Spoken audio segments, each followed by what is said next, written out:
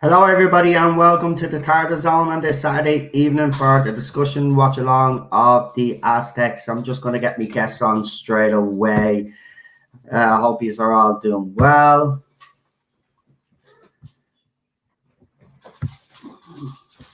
We'll get our guests on.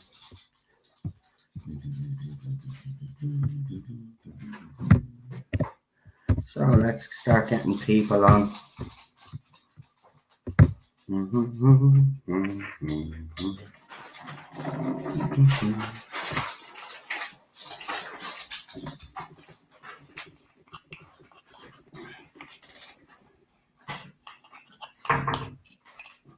Right.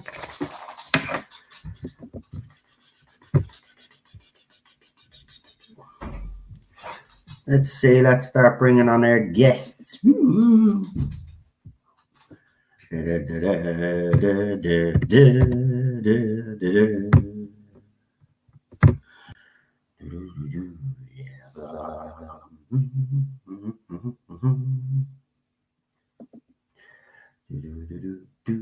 We're gonna have a big panel tonight.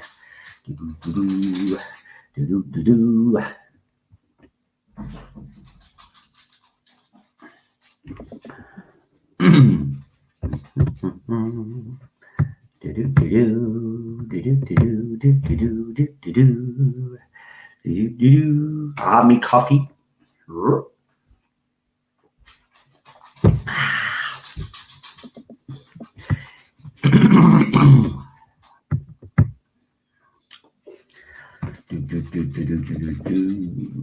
If the admins could do me a favor and throw up my second channel, there will be content put on my second channel next week. I need just to put up my second channel, and I need people to start subscribing to my second channel. Thanking you. Thanking you. Thanking you. Thanking you.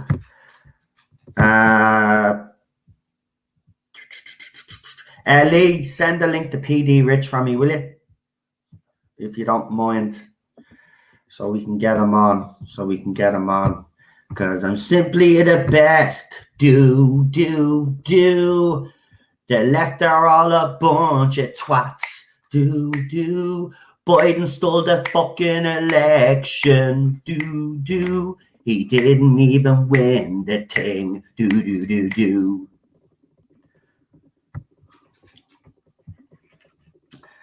Yeah. Right, let's bring on our guests because, you know, I don't want to. And actually, we won't be talking about politics or what's happened yet because number one, he's won jack shit. The media don't actually fucking call the election for starters. Number two, all the people that are celebrating is all a bunch of fucking morons.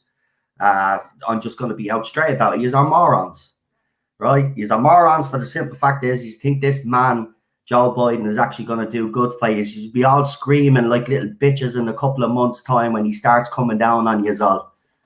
Yeah. Everybody that watched the election, election night knows that this election was stolen, right? And it's typical of the left anyway, isn't it? They've been calling voter fraud for the last 4 fucking years, but yet now because it's Joe, there's been no fraud.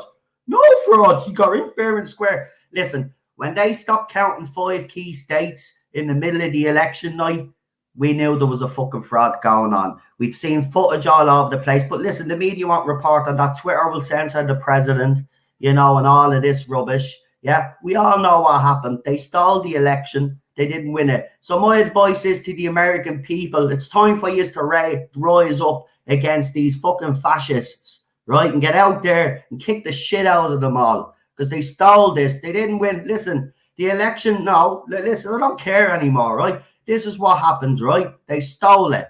Yeah, they stole it. They don't earn anything. They never have earned anything, and they never will. This was clearly stolen, and if you can't fucking see that, well, then I can't help you.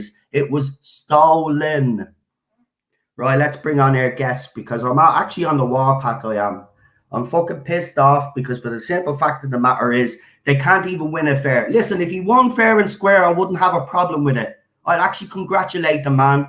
I'm shocked anyway that he would vote for a paedophile president anyway. But there you go. That's your country. You just want to support the left, support what they do. They support paedophiles and all of that. So well done.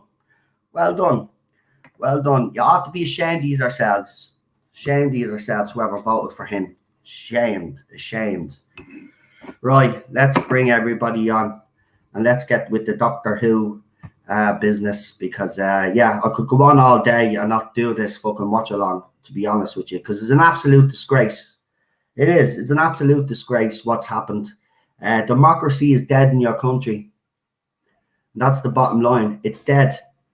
It's absolutely gone, and it's vile and disgusting. But again, as I said, it's the left. What do you expect? They don't get things by doing it the hard way. They get handed everything. So the fact that Joe's won, handed the presidency, well, the media called it. It's not over yet. Trump still has to do his thing. But let's be honest, he's gone in January because they'll keep pushing this and he'll have to leave. Now, whether Trump leaves or not, that's up to himself. But they've called it. So, you know, I'm not going to say congratulations to a paedophile anyway, but I'm shocked. I'm shocked, to be honest with you. Absolute disgusting, vile what's happened in your country. And any American out there that's actually happy about this, you ought to be ashamed of yourself. Ought to be ashamed of yourself. You've just killed democracy in your own country. You have. And for what? And for what? Because you hate an orange man so bad that you had to rig it. I'm sorry. If he had a lost fair and square, fine. I had no problem with him if he lost fair and square. And I don't think any Trump supporter would actually give a shit if he lost fair and square. It's the fact that they stole it. The left stole this election. It's disgraceful.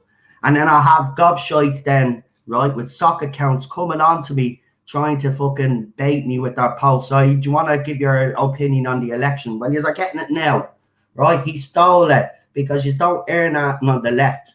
You never have and you never will. You steal everything and you like the handy route, and that's what Joe got. But you know what? It's actually quite ironic that she's got a president that represents everything that you represent. Someone that didn't, you know, that cheats and steals to get their way to the top. So congratulations, you bunch of morons. You just killed your country. Ought to be ashamed of yourselves, whoever voted for Biden. Shamed. Well, let's bring on our guests. I'm not going to do big intros, so I'm just going to bring them all on. So we've got Problem Bing, we've got Charlotte. Hello. Hello. We've got Super John, and last but not least, we've got PD Rich. I'll give you 5 minutes to talk about this election. Okay, that's fine. No. Let me jump in for a second. Nothing's over. I mean, it might be. Nothing's over. They're filing all the. Giuliani gave a press conference about all the suits they're filing against electoral fraud. They got over 90 witnesses right now. They have, what's probably going to happen is probably yes. There's no need to get mad for one thing. Don't get upset. Just say, let's wait and see what happens. With these, the media can't call an election, but and they want to. They've been building up this narrative. Because everybody out there that's on Biden's side is gloating right now. Right? They gloated. No. Remember 2016? They gloated before the election. They always gloat. Nothing's over. Listen, if the court comes back and says there's no voter fraud, I think Trump will concede. If the court comes back to say that, I think he'll concede. I don't there is a possible contingency. There is a possible contingency because obviously they knew this was going to happen. It's reported that a lot of these, or if not all of these, voting slips have been encoded with an encrypted I heard about that. Blockchain code, true, doesn't it? Doesn't that seem to be true? I mean, I hope that's true. If that's watermarking as well. Yeah. I mean, I read that story, and it just listen. It'll be fantastic if it's true, but like but I don't even think they need that. The weight of evidence they have right now is incredibly strong case. Is going to go to the Supreme Court, which are, I wouldn't say in the bag for Trump, but they are legal. You know, they're. Well, they might have to recuse themselves. That's a problem. No one. What? That's ridiculous. Well, the new one, for example, could too, or any of his appointees. It's strange, though. I mean, the country, you know, I mean, they pride themselves on democracy. They pride themselves on, you know, it's a banana republic. We stayed up all night to watch this. We stayed up until the early hours of that morning. And even halfway through the night, we were saying to each other, and we kept because we were watching another YouTube. When it happened, and we were talking to each other, and the first thing we said, "There's something definitely going on here, isn't there?" And the fact that Americans got 3 days, everything worked fine in all the normal states, but look, the swing states, the voting stopped, and all of a sudden, wherever he was leading. Hours and hours later, they all flipped over. Yeah, they were. And here's the most ironic thing. According to everybody, Joe Biden got more of the African American vote than President Obama did. Right now, I'm sorry, but that's the biggest joke I've ever heard. That didn't happen. I heard when they flip for 200%, you know something's amiss. You know that's it. You know 200% in some cases. No, amongst the evidence they have is the number of votes they have in Wisconsin is more than the number of registered voters. Exactly. I mean, like, but you know what annoys me? You know what annoys me though is the American people themselves. Some of them. They're totally ignoring that, and they're saying, "Congratulations." Confirmation bias. And also, you know, that's so clear to the victory. Because I mean, come on! I know you hate them, but the cheat your way to victory. They don't care. I think they don't care to the point they don't see it. I think they don't care to the point they don't see it. Yeah, well, that's right. I think they genuinely don't see it. It's funny, Donald Trump, the point of ignorance, every one he puts up is censored. Joe will say the same thing, but his tweets don't get censored. We've seen all the footage from Project. Okay. Right, media is not reporting on it. They're not telling the American people the truth, and that's what pisses me off. They're all in the bag. They're all in the bag. This is their revenge. No. Well, enjoy it, guys.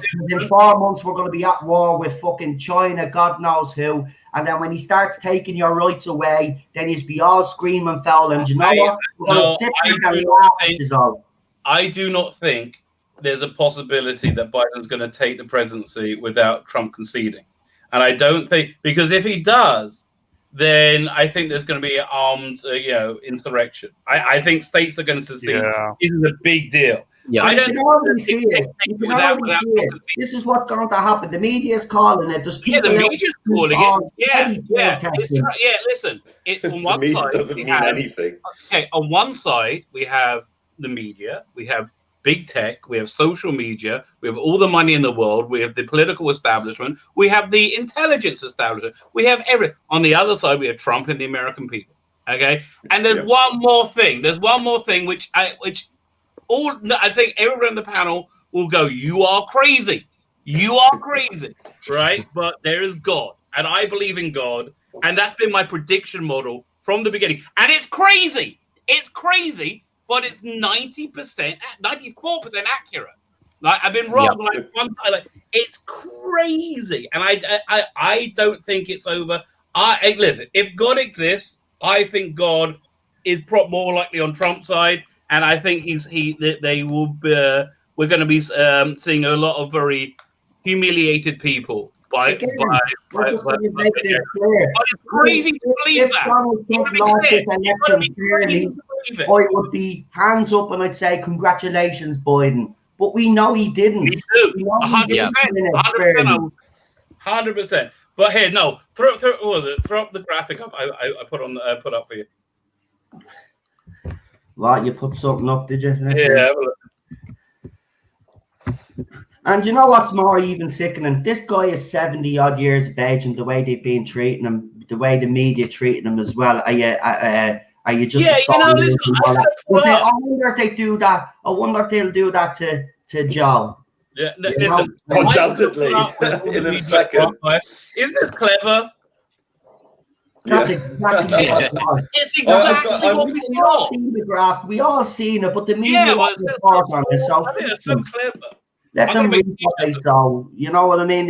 At the end of the day, you're in for 4 years of hell, you morons. And you know what? You see when you start fighting the trolls on Twitter, Facebook, and he start taking your rights away, and then he starts doing all of this other stuff, and then eventually, after about 6 months, then he'll be replaced by a one because he's senile anyway and isn't fit for office.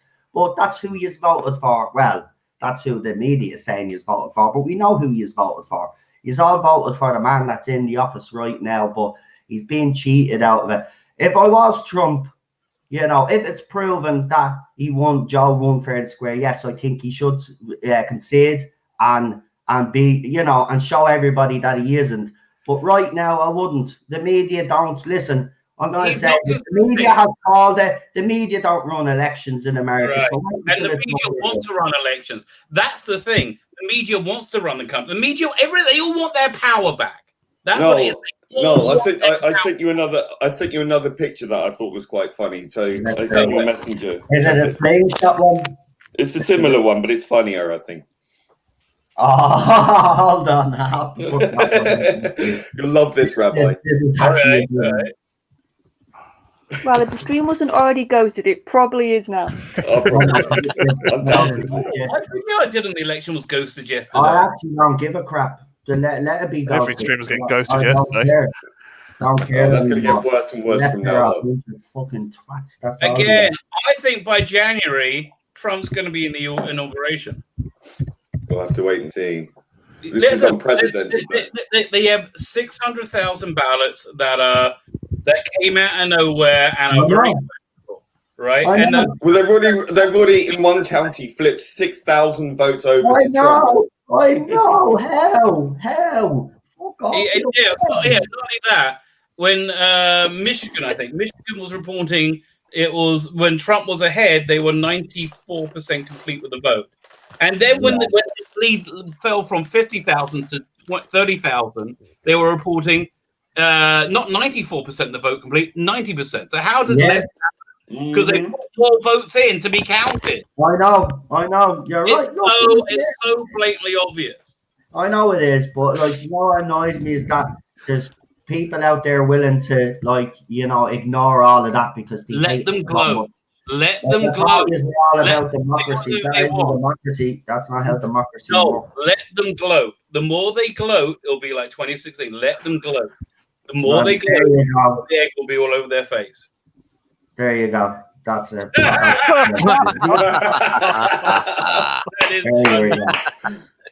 There you go. That's more accurate, isn't it? Yeah.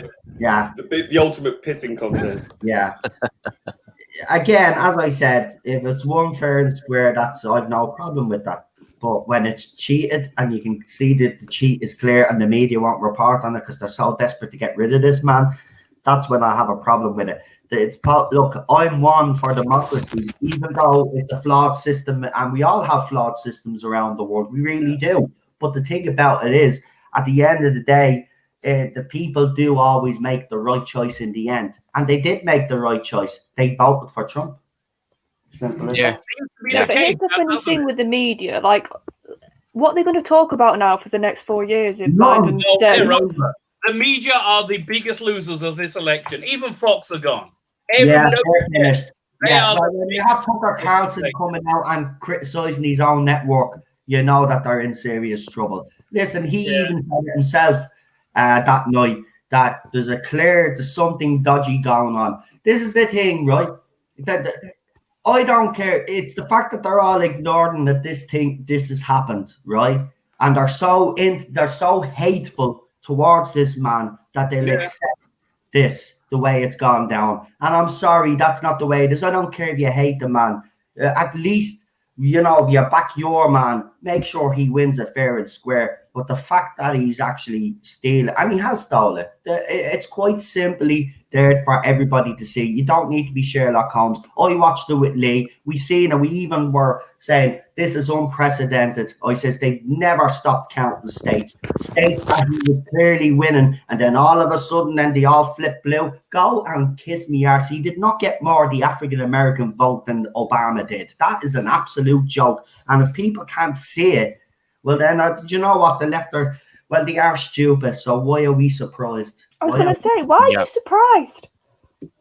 I don't know, because I didn't think, because to be honest with you, I knew that to be fraud, but I just thought, you know, it's just so obvious that people will see it and people will come out and start talking about no. To relate it back to Who for a second, we've got literal people who cannot stand the current showrunner but will defend him because they hate us more. Why are you surprised? You know what I'm surprised about? I'm surprised that they cheated. Right? I'm surprised. Like, how did I not see that coming? It was obviously, I mean, like, they've been telling us they're going to do it for ages. Like, why am I so like, really? I mean, I guess it was just so blatant, right? So open. I mean, look at that impeachment. That failed.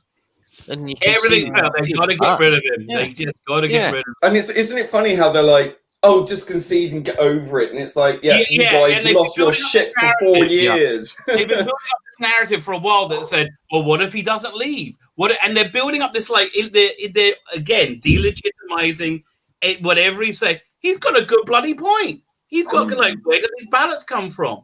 Yeah, well, they don't care where ballots come from. They can magically fall from the sky and they'll give them to Biden. They don't care. Not only that, they talk about what's being hateful, right? Being hateful, but they're so hateful and spiteful themselves today. Yeah, they've overreached now, like they always do.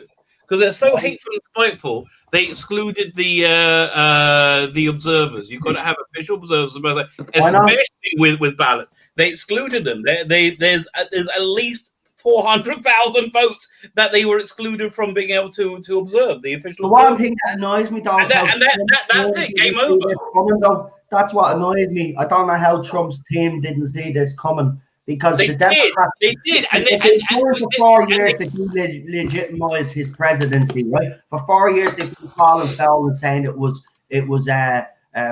fraud. The Russians helped them get in, right? Now all of a sudden now. They're screaming, oh, no, there's no fraud now because it's Biden. No, there was no fraud. He won.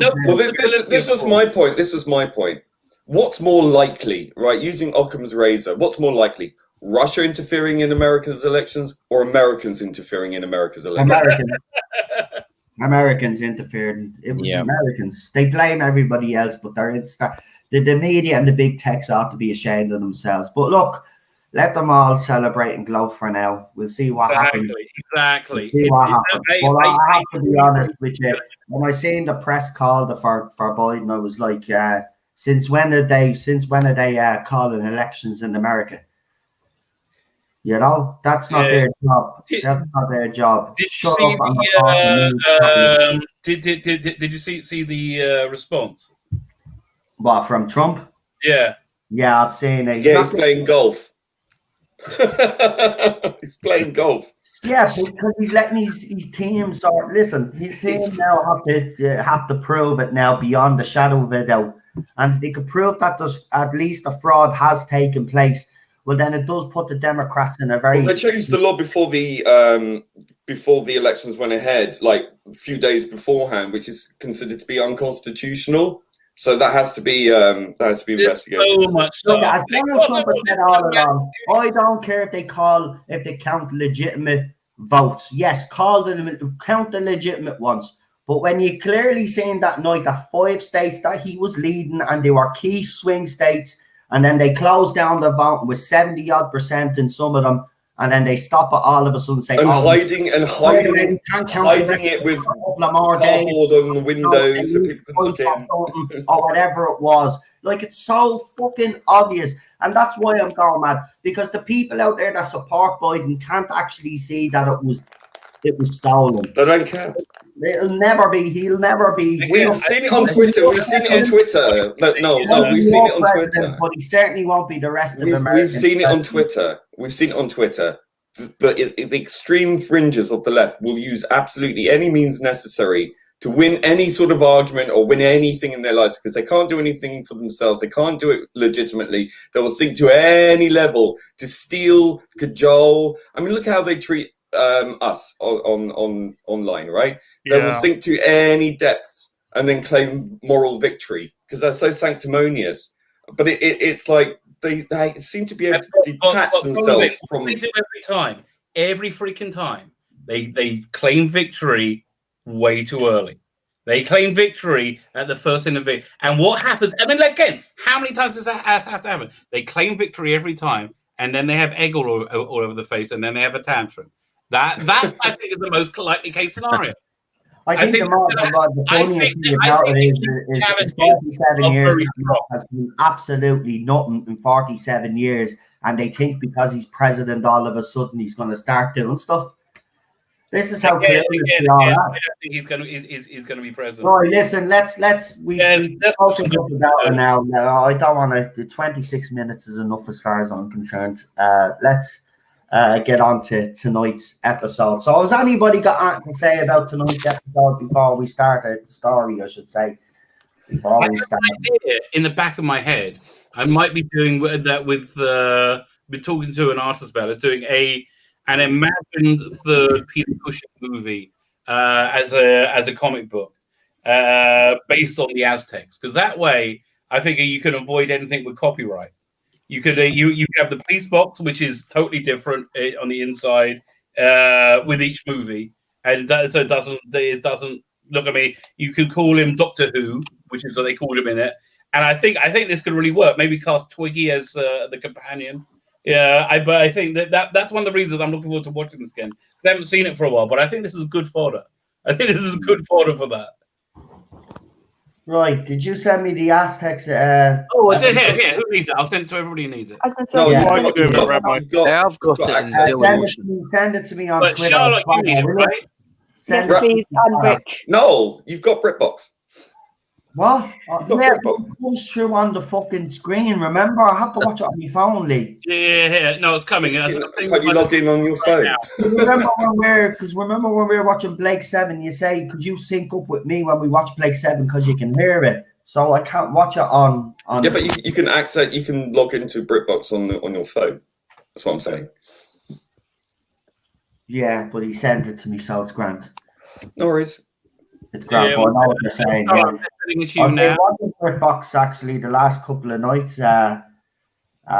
Watched a couple of more episodes of Doctor Who, Tom Baker. And I watched a bit of Sapphire and Steel as well. Like. Good. I love that. I watched that as a kid. I Me remember too. the first two episodes are stunning, actually. Yeah. They're really good. Really Very creepy. Really creepy. It is actually. Yeah. Okay, what's it? I sent it to Charlotte, to you. Who else needs it?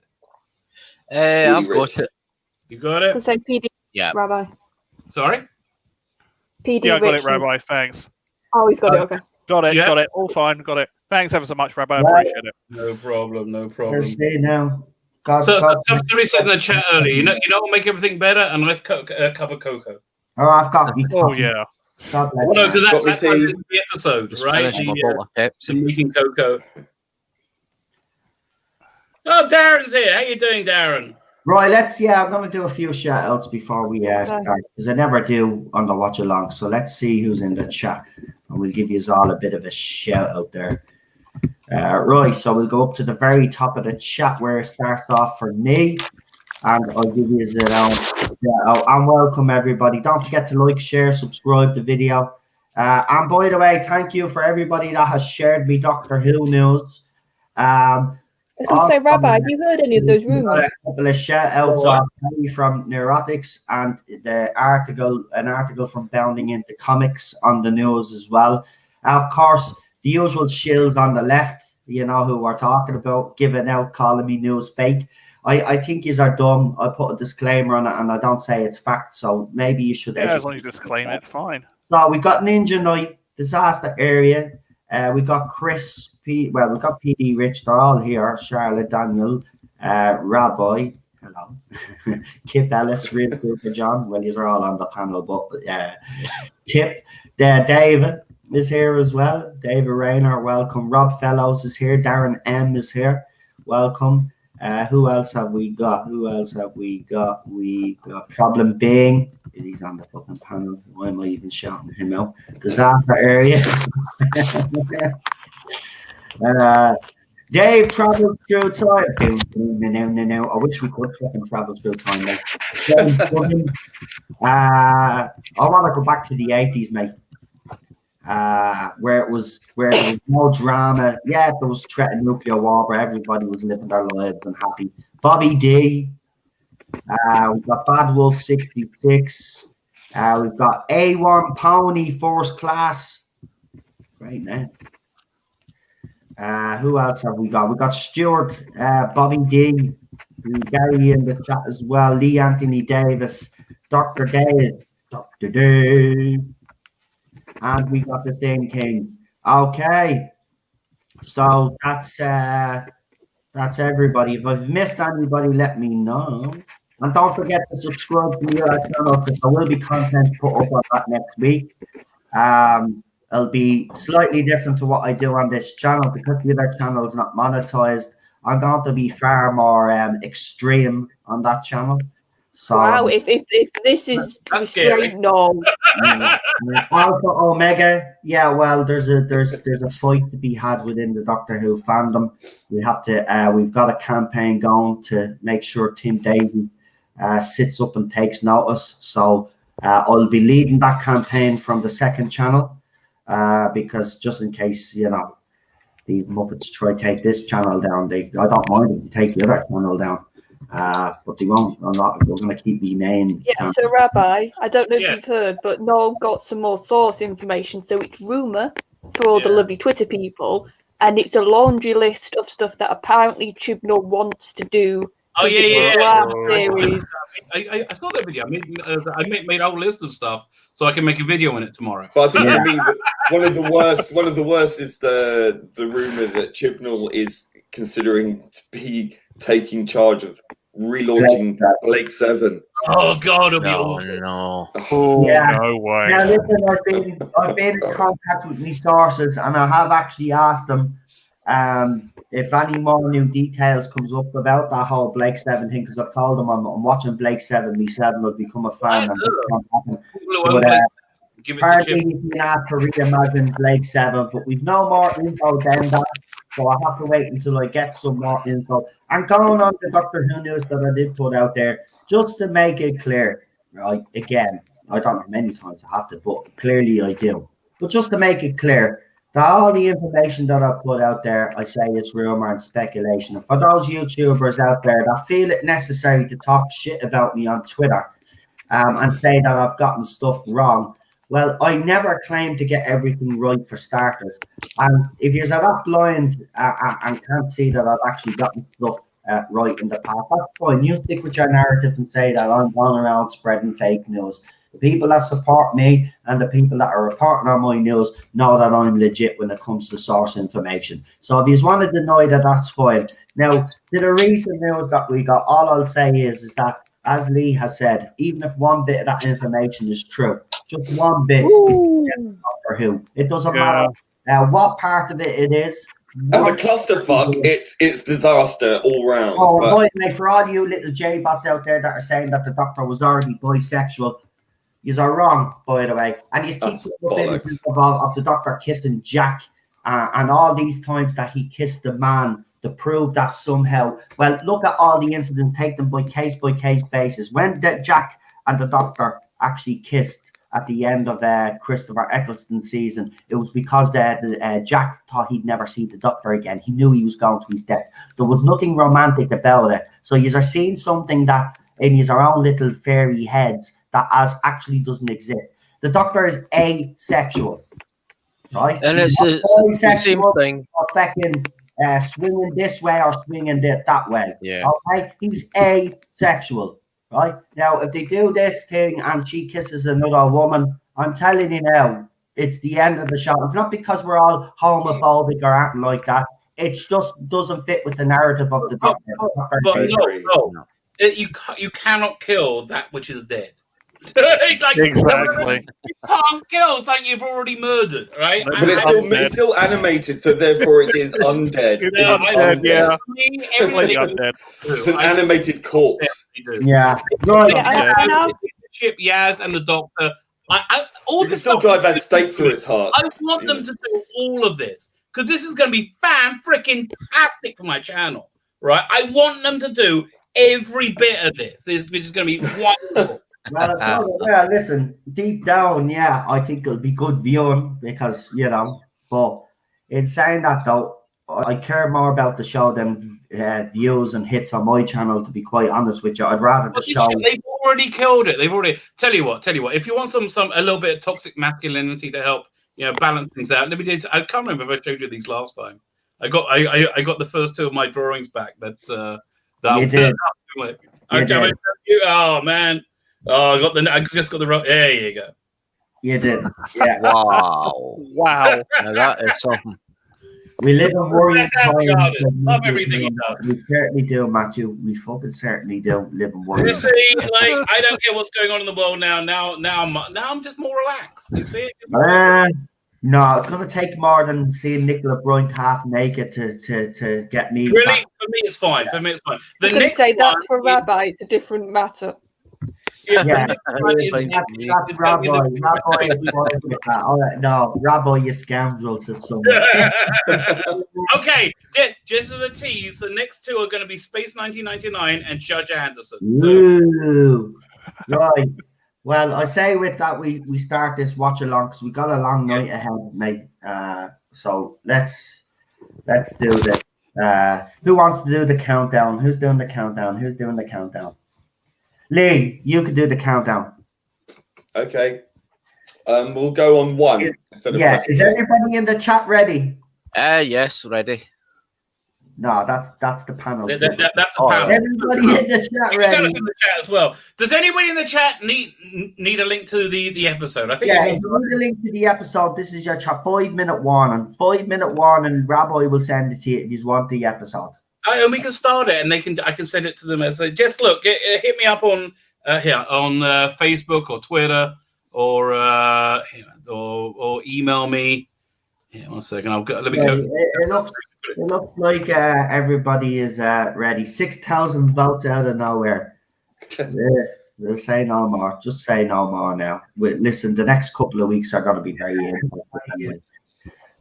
So we'll see what happens. But clearly something has gone wrong, and if the media and the others want to continue to do what they do, listen, it's not gonna. This is what will happen though. If he gets in right, and they do, and Biden does actually become president, 4 years from now, the revenge will happen. Don't worry. If Biden becomes president, there's going to be the end of the global economy. That's the end of there's no way we're making it to another. Well, he wants to shut down the whole of America, doesn't he? So, well done. And listen, he's already talking about implementing the Green New Deal. When the American economy collapsed, then the world economy collapsed. So congratulations. Yeah, but you forget. They're not going to be able to pass anything because the Republicans will control the Senate, the House, pretty much. And the White House, because they're going to win those. Doesn't matter. 4 years when he gets in, let him. Because 4 years from now, it'll be a landslide for the Republicans. There's no way they're going to let this man continue for 8 years. No way. I don't think Biden will survive 4 years. He's going to be 4 months into that presidency and he's going to be replaced. We can all see it. We'll all call it now. We can all call it right now. Yeah, I reckon you're right. Happen. He's not fit for office. That's the thing that annoys me about this. They pull a man in that's not fit that is going to be replaced by her. Whether they like it or not, that's exactly what happened. Listen, Joe's been going around telling everybody that this is a Harris-Biden administration. He's been telling them openly that he's not going to be around for the long haul because he's a senile old fool. But no. No, he's going to gloat at you on Twitter. At least he's going to have plausible deniability. Just remember what's coming. Every time they gloat at you, remember how they gloated at you before. They gloat a lot. If he loses the legal challenges, he loses. But if he does, if he wins, he wins. It's all dependent on that. Yeah. I mean, there's not look at the end of the day. We'll just see what happens. There's a couple of weeks to come. We'll see what happens in the next few weeks.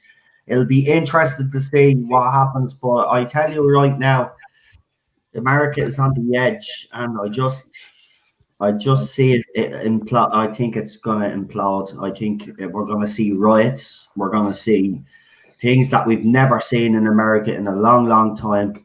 I don't think the majority of people will accept this, to be honest. I don't think the American people themselves will accept this because even, look, it's so blatantly obvious, but again, we just have to, I didn't think this would happen.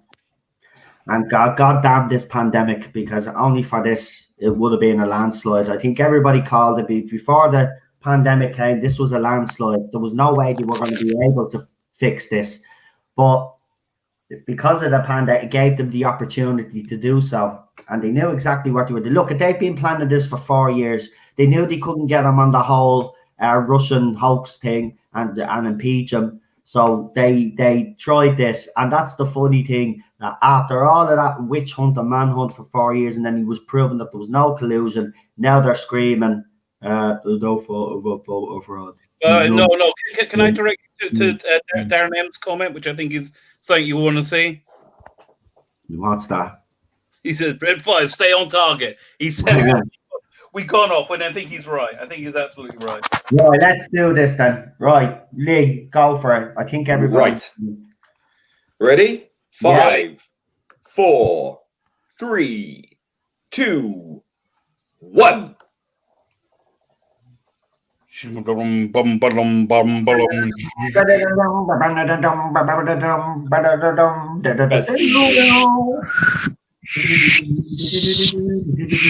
that doing a good job. That's won't be president. Boo, boo, boo. Replaced by someone who's so thick. Wow, just look at that model. Special effects. That's not the best model shots, in all fairness. No. What story preceded this? What's it comes on? The Keys of Marinus. Oh, yeah. really? The evil temple. This is his only script, isn't it? Says Matthew Pounder. I agree with you. It's one of the best, but I do like the old Tom Baker one as well. I do. I have to be honest. Tom Baker's one. I was listening to it last night, and it's deadly on old BritBox because it's a higher definition. It's deadly. Oh, they got it on HD there on BritBox. Lovely. Oh, here the episodes, right? Have the color episodes, and then but then. For example, I think the Ambassadors of Death has a couple color episodes, but the rest are in black and white. It's weird. Oh, if you want one in color, I got the whole thing in color. They did it. I have it myself, but it's just like BritBox. It's deadly. See, I've got to say, watching this for the first time, I thought Susan would be terrible considering what I've heard about like her performance, and I thought she was quite good in this. When she Susan is actually not a bad companion to have. She's actually all right. It's when she starts screaming, and she starts doing her fake falls. She just, I mean, there's a scene, I don't know which story it was, but I remember the best fake fall. and it was so bad the way she fell. It was just so bad. Yeah, I thought the one in the Five Doctors where she fell was quite bad. It was awful. Although Sarah Jane falling down there like that, yeah, that was embarrassing as well. Yeah, that was embarrassing. Oh God, guys, I tell you. Well, it's interesting that you don't see any William Hartnell yet. It's all like focusing on. Yeah. Well, I've noticed this with all the classics I've watched so far. They seem to always start without the Doctor. Like, it seems to be a thing of classic too, just for my... Ninja Knight, I know you don't do Who, but would you like to come on the classic panel and we'll give you the episode? See if you see will you get into the kill. Oh, this is not a good episode to bring in. It's a black and white. He's a young guy. Like, at least give him a Tom Baker. A minute. How do you know that he doesn't like black and white stuff? I'm just guessing. Speaking as an Irishman, I could tell you we watch a lot of black and white stuff and the westerns and all the old TV shows and that were out in black and white.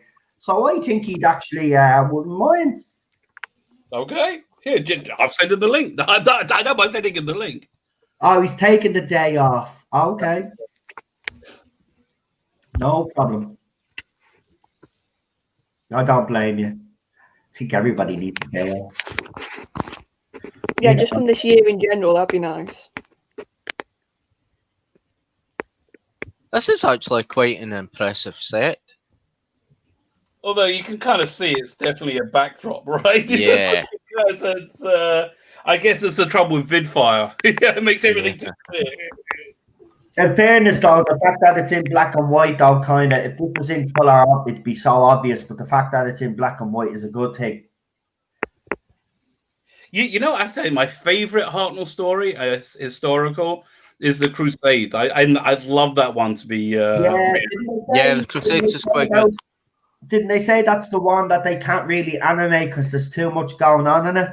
I know, but yeah, give them a few years, they'll work it out. Well, I can't see why they wouldn't be able to do it. It's fucking animation, for God's sake. Are they missing too much of the audio? Like, how hard is it to color and draw the way the episode was presented? What's so hard about it?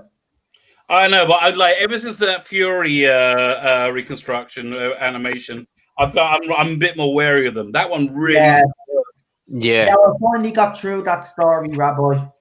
But it's rough, isn't it? It's rough to get through. Well, the first 2 episodes it is, but I think after you get past those 2 first episodes, it actually starts picking up, and it's actually not a bad story. But the one thing, the story's good.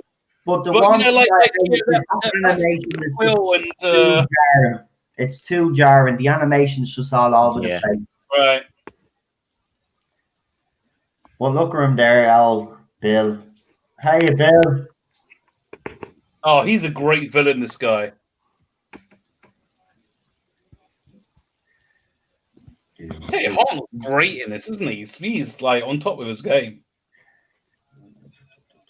I watched the 3 Doctors the other night, and it's sad.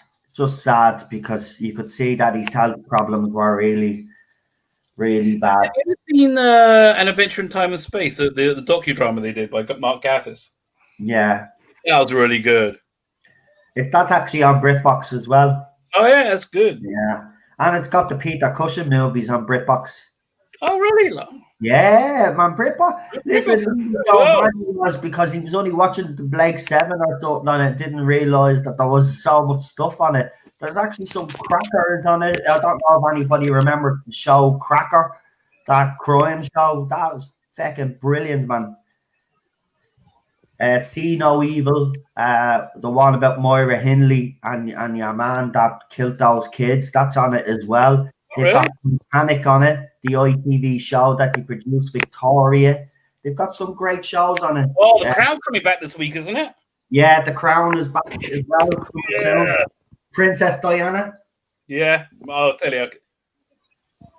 And good old Maggie Thatcher. I feel like we need her right about now. The Iron Lady. Casting for Margaret Thatcher, Gillian. Well, I suppose they had an American play Churchill, so it kind of fits. So it means we have Reagan. I love how they reacted to when he bowed, and they sort of moved out of the way. That feathery hat. Cracker was awesome, says someone in the chat. Cracker is awesome. Oh, Cracker is awesome. You're right. They did an American version of it. It was terrible. Yeah.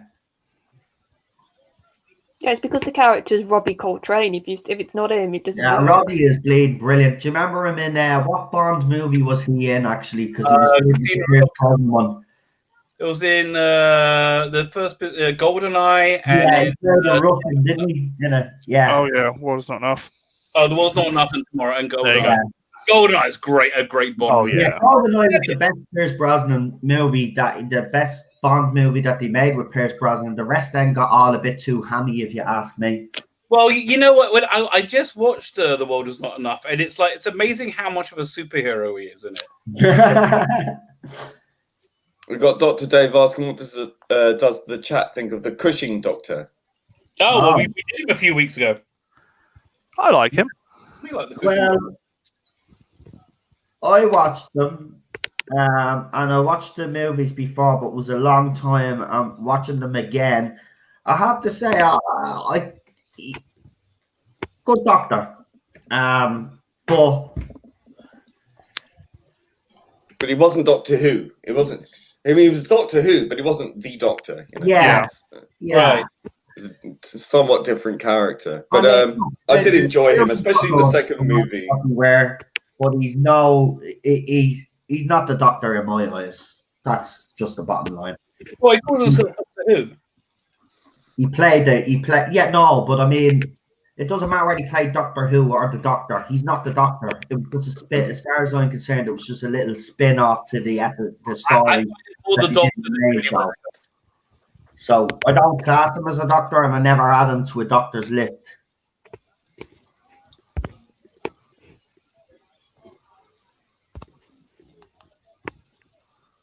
But he was good.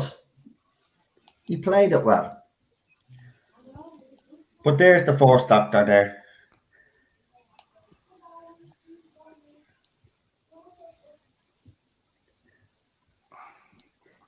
Oh, they've got the Doctor Who movie there as well, Rabbi. Paul McGann one. Oh, we should really watch that at some point. Yeah, we should. Actually, we're going to be doing. Yeah, I like that one. We have to do Paul McGann. Remember, Right. Yeah. Remember, he only has that webisode, and then he has the movie. So we will have to do. We'll do the two of them on the same day, I reckon. All right. Seems like the only good thing about the movie. Well, look, was since I've seen the movie, Charlotte, to be honest with you, and you know, maybe looking at it again now as I'm older, I might have a different opinion on it than I did back in the day. I mean, it is the voice of movie people. The way it is, it's like you either love it or you hate it. You know, there's no in between. I don't think so. I hated it. So it'll be interesting to see if. Well, I think it's interesting to watch it again with the context of Russell took ideas from it, because Russell admitted in interviews, yet he was influenced by the movie when he brought it back. Yeah, well, he was influenced in one way, like he didn't want to have a costume, right? He gave Eccleston a very it wasn't like an outfit, which is which is what.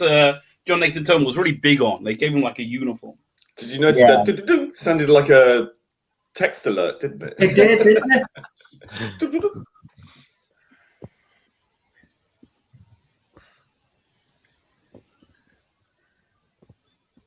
It's quite funny how like all the cast are all dressed in like trousers and tops, and it's just like not very likely. Yeah. In that weather, no. No. Not in that weather.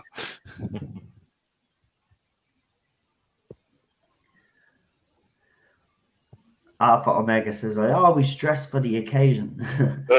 I am paying this like they did King Richard III. Was it Richard II? Was it Richard III? Richard III. They did a recent short clip with Eric Roberts. Yeah, I was just going to say that. That was pretty good. It was. And he's coming back, isn't he, for Big Finish, which is going to be very interesting. Actually, well, he's already done a couple of Big Finish.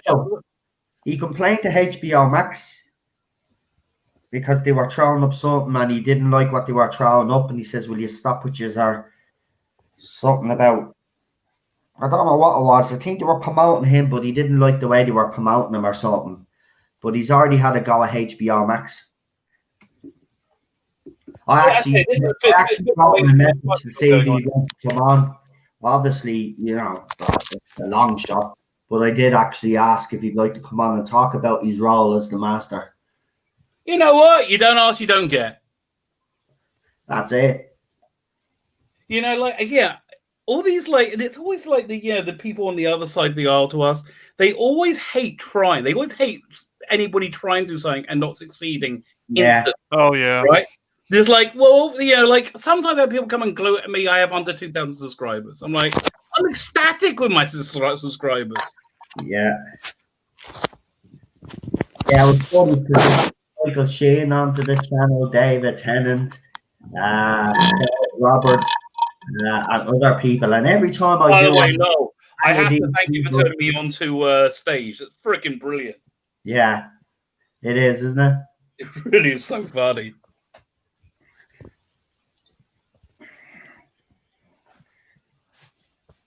And don't forget, on Wednesday we have the Mandalorian Watchalong, guys, where we watch and discuss the second episode. I've already watched the second episode. Not as good as the first. I don't know. I found it very, very enjoyable, to be quite honest with you. I know there's a bit of controversy, but we won't get into it until Wednesday. But at this stage, I'm just at the stage that what do Star Wars fans want? Like, I mean, come on. It's like the complaints just seem to be it wasn't now bad. at this stage. No, what time do you want to do that? Because I was going to do a video vote again this week. Yeah, we are. We're going to work around it. So, what time do you want to do a video of that? I'll go at like 5 if you want. Right, I don't what's want to the go early. movie? What's the movie? Don't know yet. Still trying to think of it. I'm thinking True Lies. I'd be down for that. James Cameron, yeah. Lee, what do you think? True Lies? True Lies. Yeah. God, it's a film I haven't seen for about 30 years. Yeah, bit of fun. Exactly. That's the video vote. Exactly. Ah, okay. Right.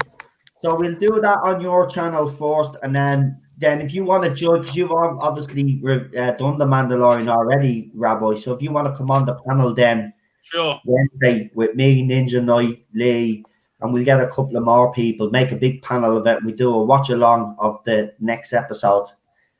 That's the way we're doing it. We're doing it because we did it with the first episode. So we do a watch along discussion and then we rate it.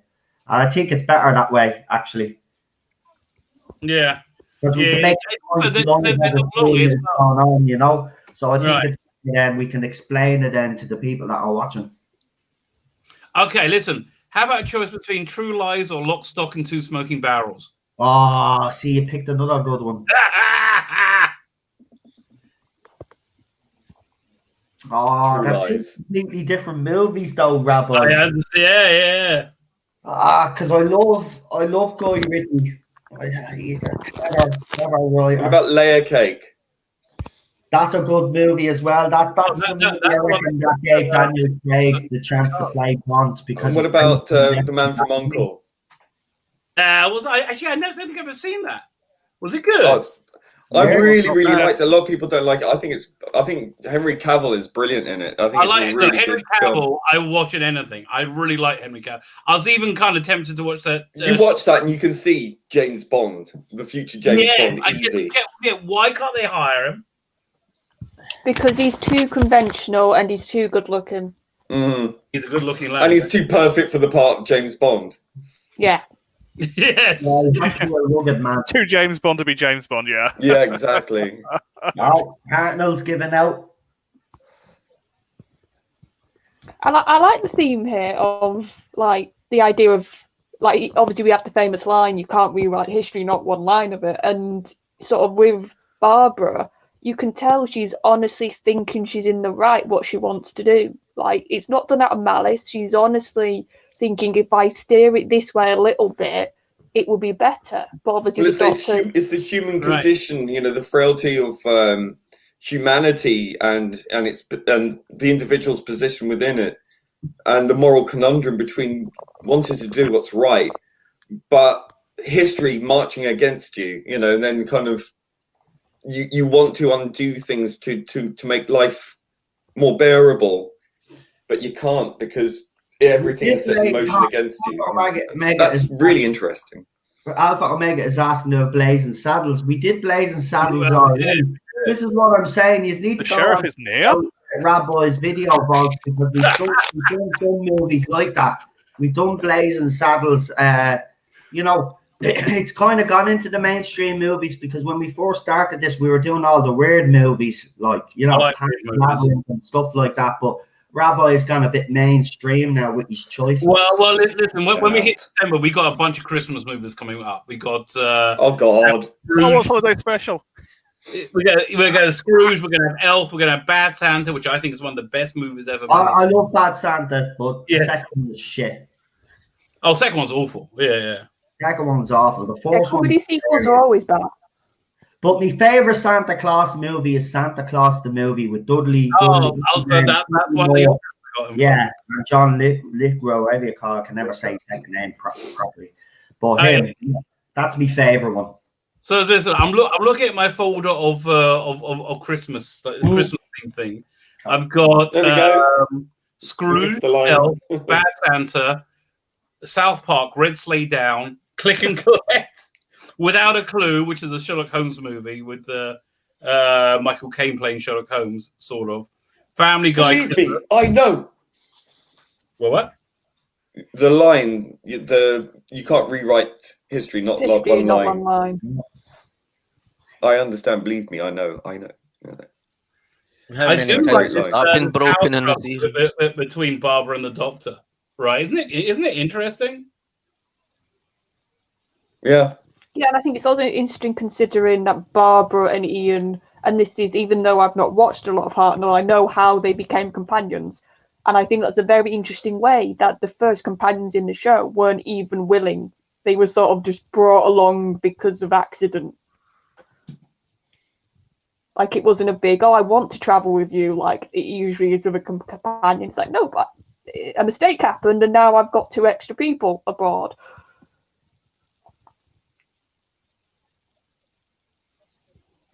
This is actually quite disturbing. I mean, the way played out there, it's not nice, is it? Yeah. By the way, we've had a few passings away in the Doctor Who community, as you know. A couple of actors have passed away. As Lee pointed out, Jeffrey Palmer passed away recently. Oh yeah, it's a really sad. I just seen there they announced someone else passed away as well. 2020 officially sucks. Oh yeah, it hasn't been a good year. Yeah, it does. Sean Connery. Well, who else? Bobby Ball. Jesus. Bobby Ball. You don't often do that in the same sentence. No, you don't. I'd like to seek independence from 2020, please. I'd like to secede from 2020. Oh man! I think everyone was. Sorry, I'll just take away. You probably don't know who he is. Lord Sachs, who was the former chief rabbi, just died. Wow! Oh, I'm sorry to hear that, Rabbi. I didn't even know he was sick, which is funny. Well, there you go. This guy doesn't look good. Wow, that's it. Look, the 2020, folks.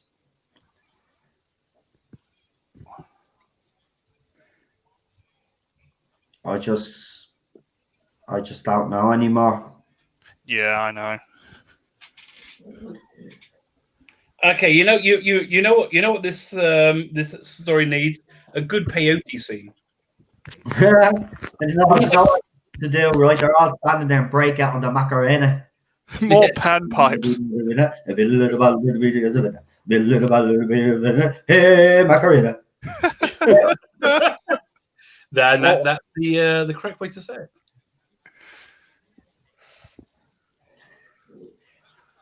Yeah, that's pretty gruesome, that scene, especially for. Yeah, I mean, he just chucked himself off the pyramid. Yeah, yeah. Especially as weren't they very much in the mindset of this was a kid show for Hartnell's run? Like the BBC, obviously, I don't know what Verity and everybody else thought, but I had the impression they were like, yeah, this is a kids' educational show when it was William. I didn't change my family show in the end. And then coming to the time meddler, I mean, Edith raped by Vikings. Oh, right. I mean, that scene was, most it was cut, and it was just showing her kind of mesmerised by the assault with the Vikings. Yeah, because here's the thing, which current people don't understand. History's not pretty. He is quite violent. Listen, history. We've well, whether you believe what's being said about history now is debatable at this stage, you know. But history, yeah. I mean, look, we as a human race, we've been savage, you know, but we've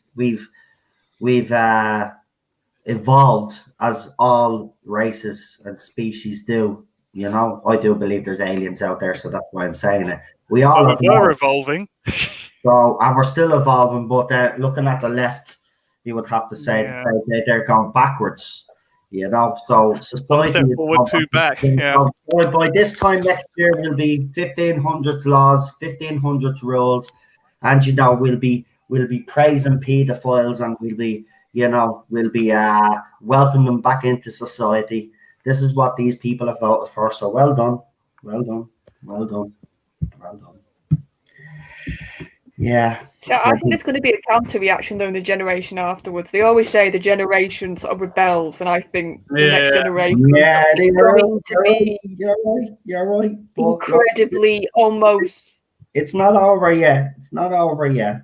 I really don't think it's over yet. I really don't. I really don't. But again, that's because this episode, Disaster Area. This episode had 7.9 million viewers, Rabbi. 7.9 million. Wow. Jody, by the time this children got how many? About half of that. He got half of that, 3.4, 3.2. No, I think that was the overnight. So I think in the end it got something like 4.6 million. Here's the thing, Bad. I think the real fun we're going to have is this special when it comes in for the viewing figures. I honestly think that's going to be the fun. I think it's going to be 2.5 live viewers. Yeah. I think if so. they don't show anything in children in need, I think we know what's going to be the ratings for the Christmas special. Yeah, but I mean, they're doing nothing. Nobody gives them monkeys. No. I can't wait to see the Christmas special, see the ratings of it. I cannot wait. That's going to be hilarious. I'm telling you, they're putting that thing out to die because if they're putting it at 5:30 or whatever time, that's a putting it out to die slot. Yeah, well, but then they're repeating it the following day. The children's TV slot. Yeah, but they're repeating it the following day as well, so they want to try and double their audience. Yeah, but Lee, this is Whittaker's run. She can't get repeat viewings to save her life. So good luck with that, BBC. Yeah, but you know what they're going to do? They're going to count all of those views together. Yeah, and it will still only be about. They're going to have 2 days worth of one, aren't they? Mm-hmm. What a shock! They're going to fiddle the vote, fiddle the number of ballots. Yeah, well, again, the MO, isn't it? By the way, should we go to the second episode? Yeah. Mine finished like 5 minutes ago. I don't know about you guys. Yeah, mine finished. Yeah. Is Noel with us, or is he going to pop out for a second? He's not muted, so... Yeah, okay, I will join you for the second episode. Just had a few technical problems. Hello. We can hear you, Rich. Oh, I've just had a few technical problems. No, just with getting the episode to run. It just wouldn't run. Okay. So I had to download it on a laptop and transfer it to my desktop. And... Well, have you got the episode 2 ready? Huh? Yeah, episode 2 is all working now. Excellent. Yeah, I'm all set up. Should we wait for Noel, or should we just start with the all right. I guess we should wait for him because he can. Sorry, I'm back. I just had to put clothes on because I'm actually cold. No, please say no more. I was going to say no. Freezing. That's why he doesn't have a webcam. Freezing. So I had to sort it out there. You know, you can't have a cold nutsack. You know, so that is true. That is true. We like to keep warm. Yeah. So sorry about the rant at the start. I just, that's right. Get it out, mate. Get it out. At the end of the day, right? No matter what happens, society for me is just everybody's lost the plot, and it's sad. Yeah, it's Galactica, isn't it? Really? Nothing's there. Don't give in to the negativity yet. Oh no! Listen, we'll continue to do what we do, no matter how hard life goes on. Anyway, exactly. Because you can be guaranteed that if he does get in, they're going to try and make our lives as hard as possible. But you know what? We've been battling these idiots for 4 years, and we'll battle you for another 4. It doesn't make a difference to me. And we'll keep going. We'll keep doing what we're doing. And, you know, I'll call out bullshit when I see it. And this is bullshit. Plain and simple. And if you just want to accept the fact that, you know, that a certain person out there stole an election, then well done to you all. Just goes to show you don't want to earn that. And do you know what? I've always been, I'm built that way. You know, I don't like things handed to me. I like to earn everything that I get. Listen, if anybody's looking for any solace in these I've seen this. This is brilliant. Wait, you see this. I have to be honest, right? Rabbi's thumbnails are probably the best thumbnails out there. He gets slated for these by the other side, right? And I love when they go mad. But so I seen this one earlier, and this is brilliant. So it's like, this is actually a real thing. I'm going to give you my whole theological, religious view on this. Because if you are a religious person and you're feeling down, you're feeling like a bit wobbly, come and listen to this stream. We'll have a laugh.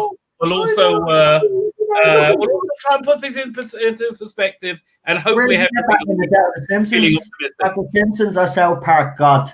Whose God is that? That's Family Guy, isn't it? Oh, yeah, Family Guy. Yeah. All right, the Family Guy God. Okay, because there's a couple of them, isn't there? That is brilliant, man. The rabbi from another planet's Sunday school.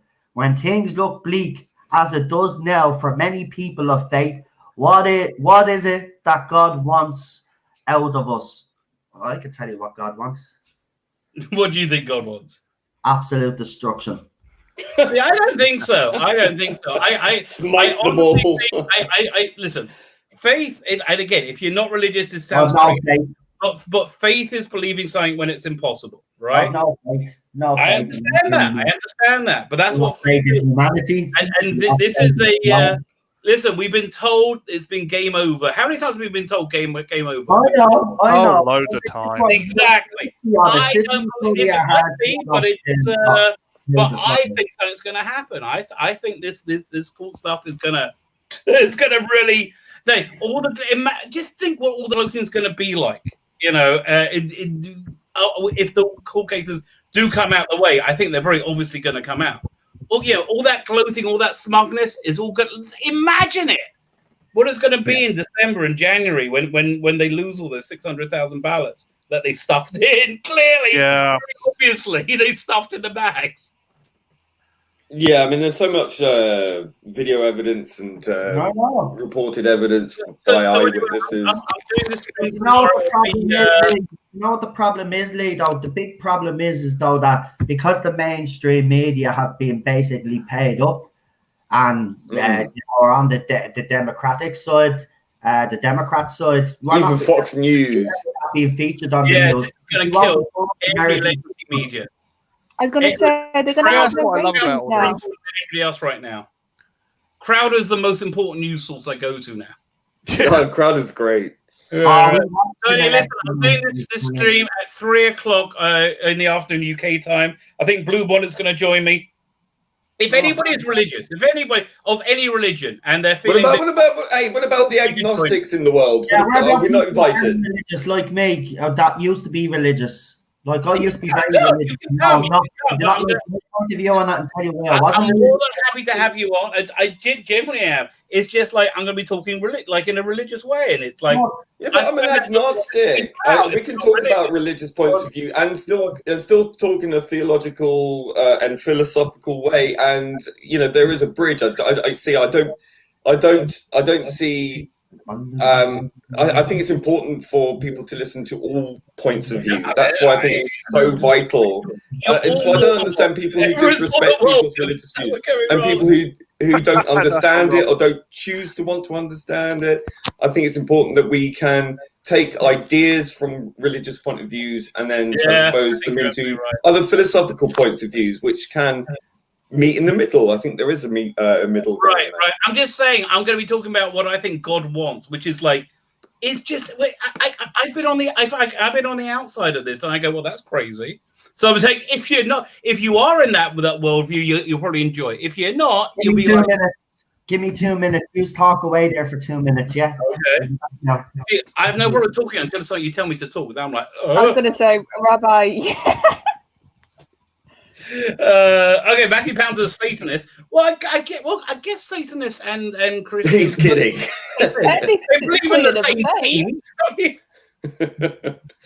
Oh, and Rabbi, for my birthday, I got all of Dark Eyes, so that should be fun for me. Good. I was thinking Black Eyes for a second. The Dennis Potter thing going. No, that's really good. I mean, there's a lot of Gina Bellman not wearing much clothes on it, which is pretty good. Who used to go to my school, by the way. So she's always been, she's a local girl made good. But that's about the only good thing about Black Eyes, the Dennis Potter. No, I was going to say, I love my sister. Awesome. I said to her, see if you can get the first set for me. Right. And then and then I opened my present on Monday, and it was like, oh, all 4. Okay. Oh, good. Nice. Yeah, nice. I've only got through the first one. I haven't listened to the rest yet. I still got to listen to that. The War Master? Is it the War Master or the War? Yeah, that's been getting good reviews, though, hasn't it? I'm sorry. I've heard it's been getting very good reviews. Heart of Darkness or whatever the Apocalypse Now one. But yeah, I have to do some artwork, which is always a good time to listen to stuff. So that's always good. Yeah, I got to start. I got to launch my sign up for my Indiegogo this week. Oh, yeah, Nolan's looking for his fuzzy slippers, Alpha Omega. His pipe and smoky jacket. I don't know where he's going to put the slippers, but he's going to be warm. He's going to be warm. He said he wanted to keep bits of it. And his little knitted nutsack warmer. Well, and he'll be Cheryl's dressing gown. So the pink one. It's the greatest ensemble ever.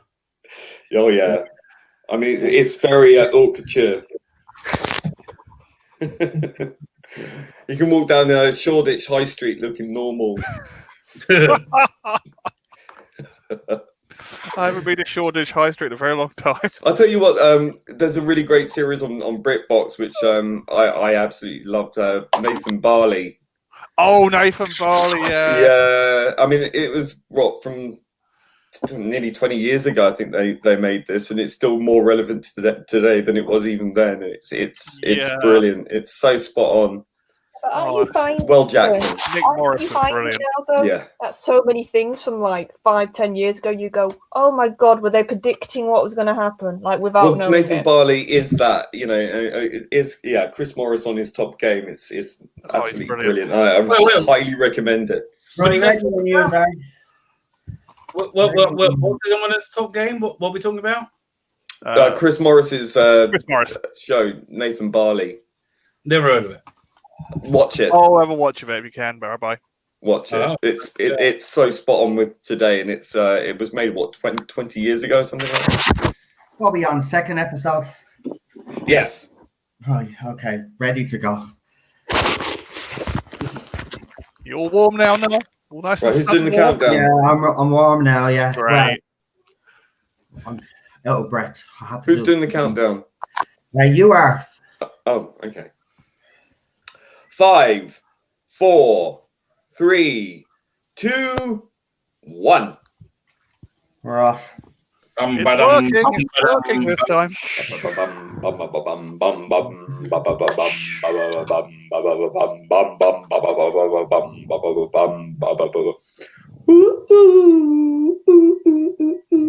Oh, I missed the old intro.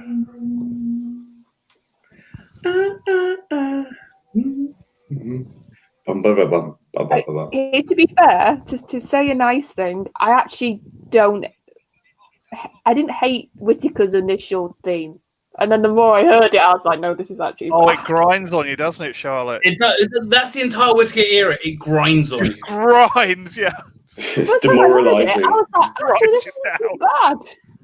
I thought, it's different. I might get used to this, but it just started grinding after a while. But then, like I said before, I'm not a massive theme tune person. I can cope if it's not brilliant. Yeah. There's just nothing spectacular in the music from Whittaker's era, though. Well, he's really laying into Barbara on this, isn't he? Right. You should have let him kill him.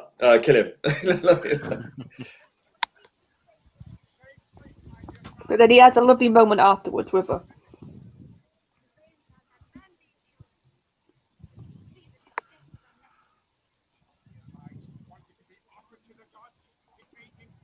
I think I could hear somebody's bleeding through. It's not mine, is No, it? it's not mine. It's 0% on is my it mine? speakers. So stop now.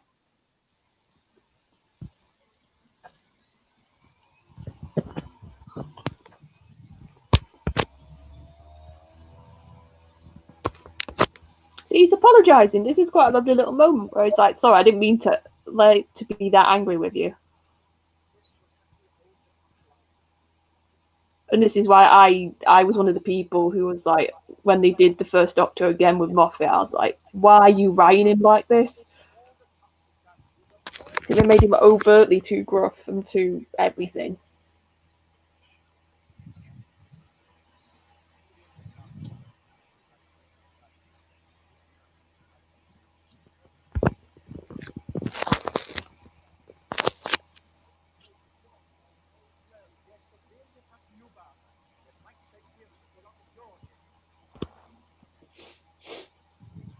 There we go. I should stop it now. It was me.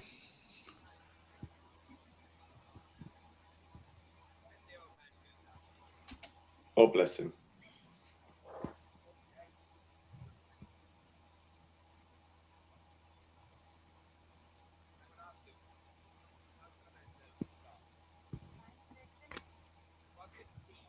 I tell you, he's great, this villain. I love him.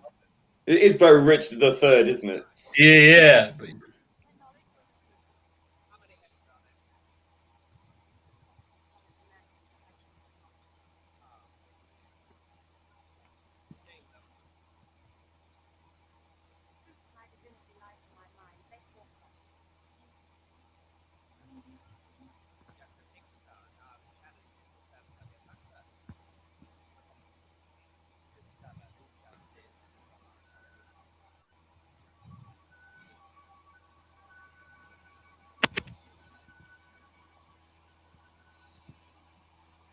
Yeah, it's always in it that has to gets into like these military things and comes out okay.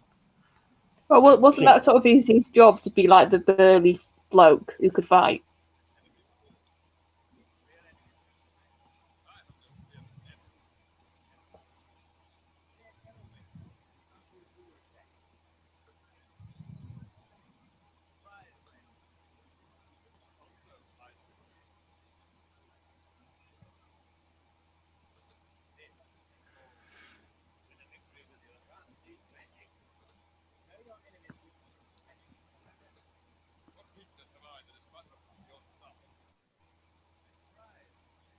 I bet the SJWs would lose their mind watching this story. Going, there's no representation. Oh yeah. Oh god. Use real Aztecs. That was one of the most annoying things when I actually read the Doctor Who magazine review of Fury from the Deep. They said, well, one thing we did like about it is the cast now has much more representation. Oh, shut up. Oh. Was it like a 20-year-old who did the review by any chance?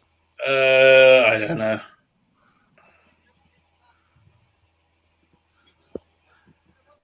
Did a Vulcan pinch. Right.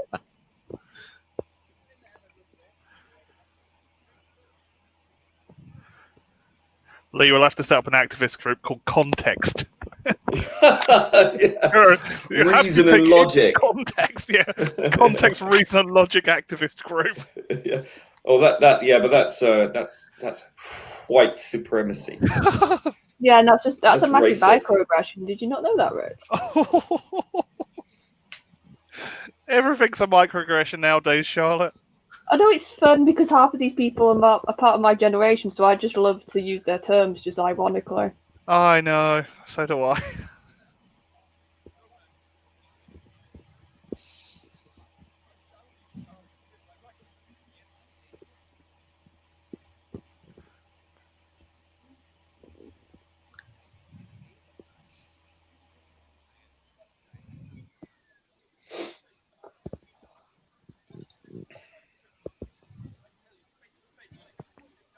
tell you, yeah, the costumes in this are just fantastic. Can't beat the old BBC costume department. I mean, they really just pulled it together. Yeah. They used to perform absolute miracles with very little.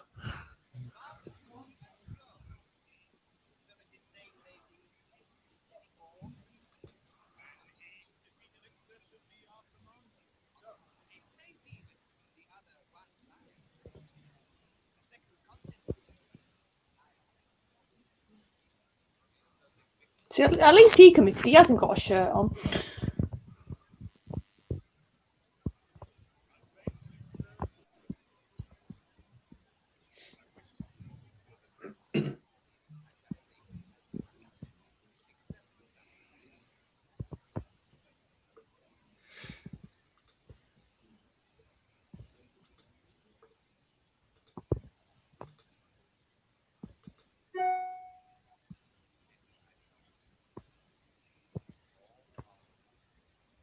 The makeup as well is fantastic.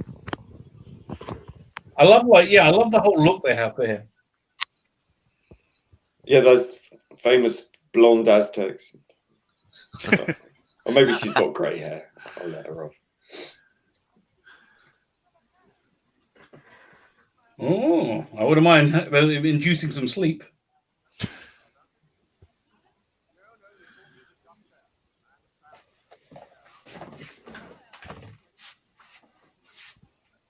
It's also great that they had hairspray in Aztec times.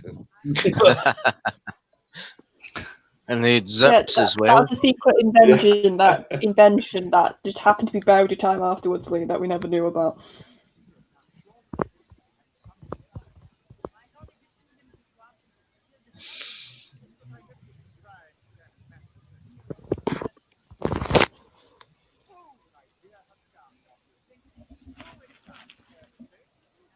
So it's coming through again. It can't be me, surely. I've got 0 on my speakers. Oh, it's not me because it's out of sync with me. I'm about 3 seconds behind it, I think. Well, I just have my laptop in front of me, but I don't have the speakers with any percentage going because I have to do. My problem was I got a posh sound card and I've had What You Hear on, so it's putting everything. See, mine's a bog standard laptop. Yeah. I was by the Ponzi sound card. It's just me. Oh, as you probably clicked now, me and Tech, we got on really well, so I did get by at this stage. Yeah.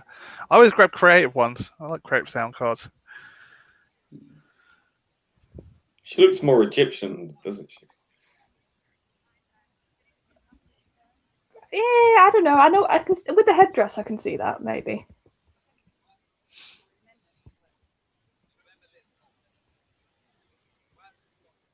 It's quite interesting that the Battle of Wits isn't the Doctor and the villain; it's Barbara and this guy. Right, I like how Barbara's being centre. Yeah, she's properly the centre of it.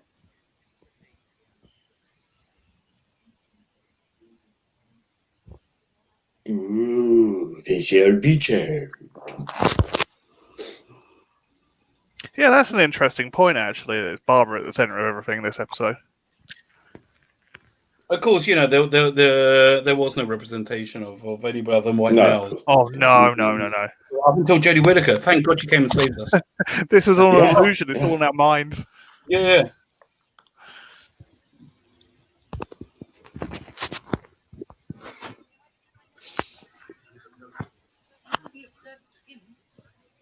I am definitely hearing somebody. So it can't be no. Well, I was on mute, so it wasn't me. It can't be no problem being. It's not me. So it's either Charlotte. It's not me anymore. Yeah, I'll mute myself and see if it comes through again.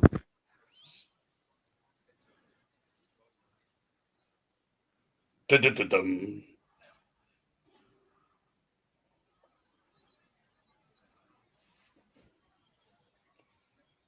This was the first season, wasn't it? I think it was.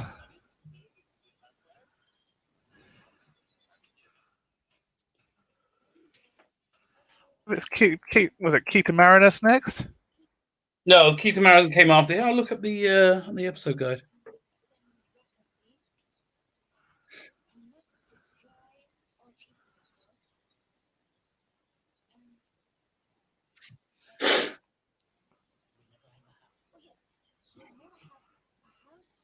Oh, now I can hear again.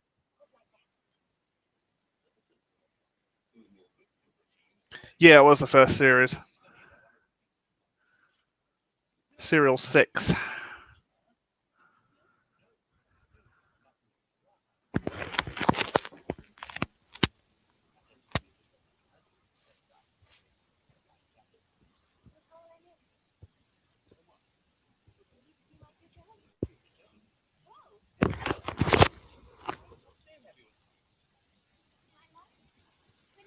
Bit of bolshy Susan there. No, you're getting married. Who you told, darling? Well, I mean, if I got hold of that, I'd have a similar reaction. Notice you didn't just go, okay. But that is an impressive thing you've got on the top of your head, mate. It is. So right after this goes to the censor rights, which I found one of the boring the Hartnell stories, and then Reign of Terror ends out the season. Alpha Omega says, boy, this is some patriarchy.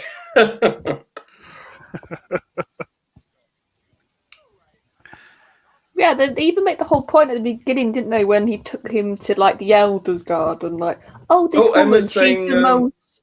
Emma's saying, sorry I'm late, but I had a birthday meal with my family who I live with for my birthday.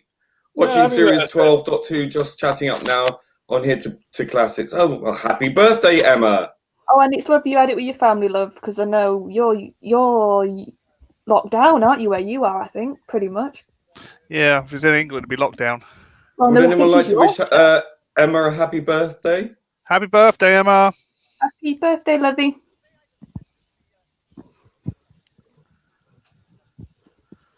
And it's great that you are watching some classic if you are, Emma, because it will.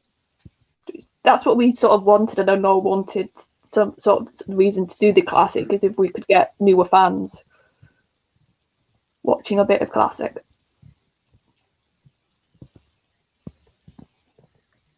Is Noel there? Somewhere. Is Noel still dressing up?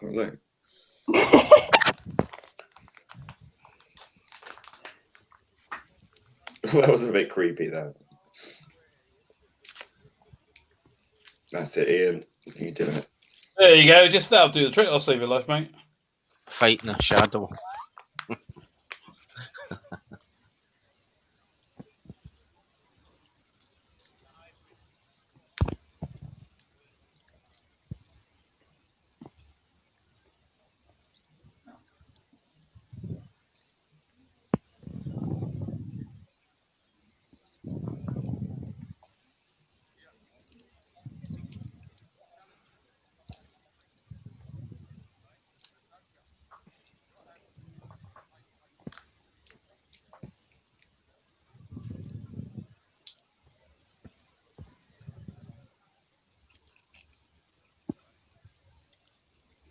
You're confident of victory.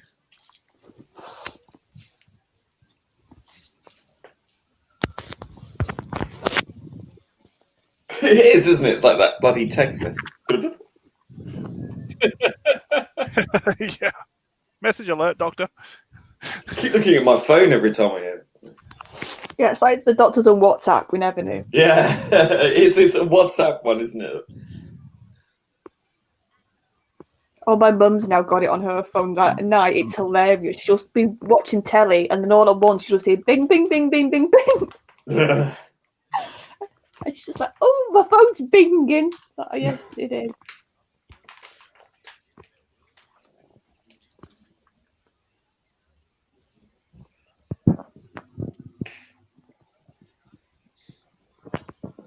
Also, I think it's interesting that you've got in this, obviously, they rely on superstition, and they obviously, they physically see stuff happening, so that's why they do sacrifices. And then you've got Barbara, who's obviously from current times, and she can look at it scientifically. So you've sort of got scientific approach versus the more superstitious sort of traditional, well, if we want it to rain and then it suddenly does when we sacrifice a bloke, that's why we sacrifice a bloke. Yeah, well, I mean, yeah, doesn't bode well, does it? You know, like I talk about this difference. There's three ways you can think anything's real. You have faith, you have belief, you have knowledge, right?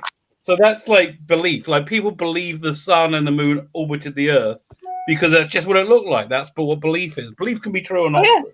They used to think the Earth was flat because they couldn't see it any other way. Well, some people still do. I've got to listen to what they say sometimes because it just seems so crazy. Oh, it's all fake, like satellite images and everything. I mean, that seems like a large conspiracy to me. I don't see that happening.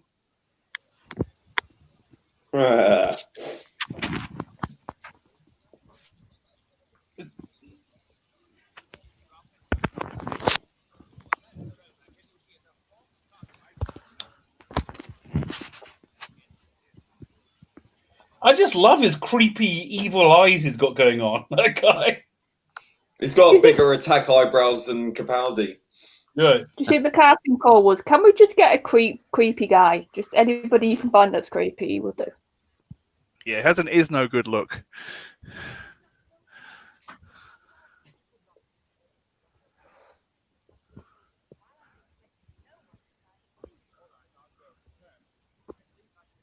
Hartnell just sort of steals every scene, doesn't he? He does, wait, isn't this an historical?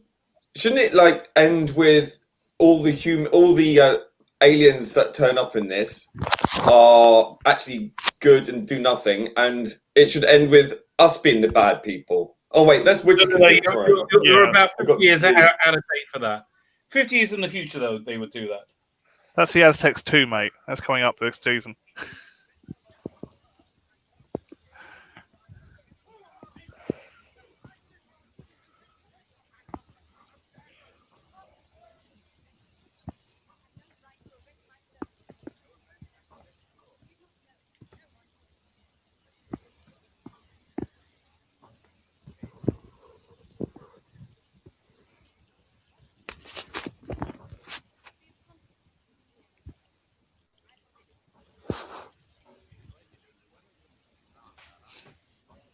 I tell you, yeah, this thing has just sucked me in totally.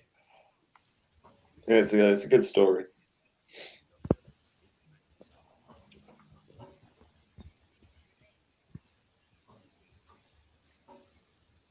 I mean, this story does really very much echo real events. You know, as Alpha Omega's saying, I think he's right. Yeah. Current events, yeah, with all the political machinations going on in the background.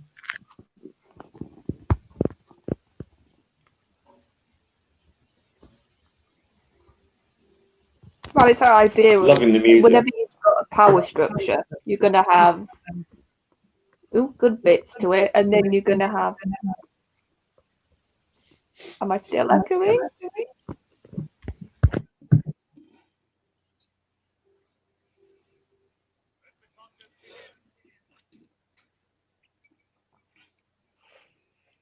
Is this the third time this? No, this is the. How many times this season has Ian had to get into these fights? Like, let me think. We had, well, the Daleks, sort of. Marco Polo, exactly the same thing happened. And Reign of Terror, same thing will happen. And if you heard it, Farewell, Great Macedon was an unmade story that Big Finish did a adaptation of, which was really good. Which was about meeting Alexander the Great. He's a bit handy for a science teacher, isn't he? He's like the William Shatner of Doctor Who. I just want to say I'm getting vibes.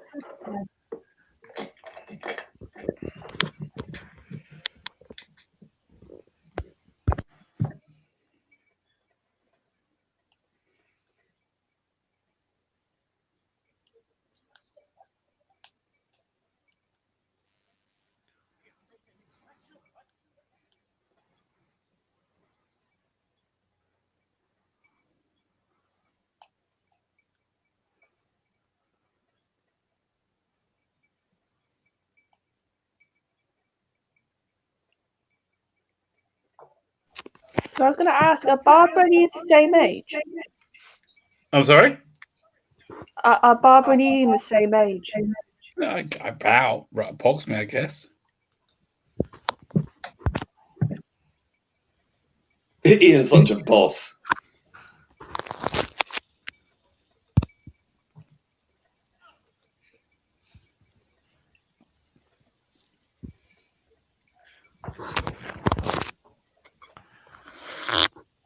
John Henry Righam, it was played, what's it called? The Toxel. Yeah, he has a massive career. My gosh, look at his credits. He was all over TV.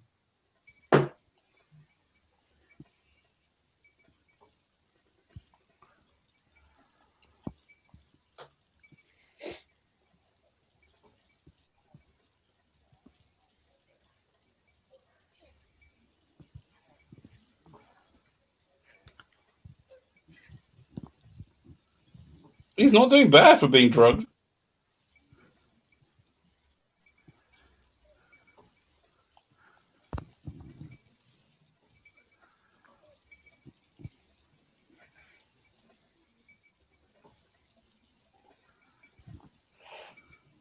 And now it's an arm wrestling competition.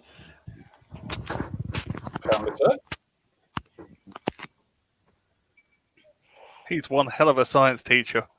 No, tell you. Yeah, I don't think kids would have given him lip. You don't get science teachers like that anymore. Oh, I can attest to that.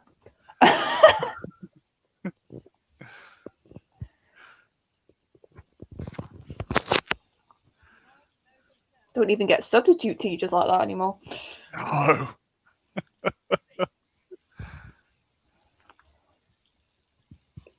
No. Bride of Sacrifice. Woo! I tell you, this is the only script written by John Lacrotti, isn't it? You guys are no better than me. I'm not too sure. Looking right now.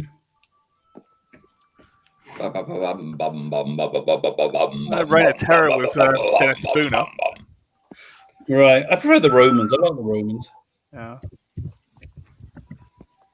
Shall we go to episode 3? Yep. Could do. Lee, do you want to do the countdown? Yeah, just waiting for my BritBox to decide what it wants to do. Right, where are we at?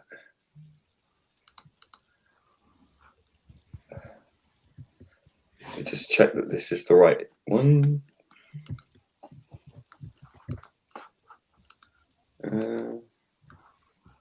Okay. Right, everyone ready? Ready?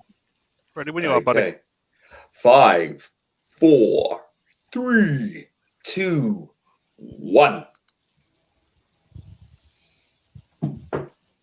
Bum ba-dum, bum ba-dum, bum ba-dum. I'm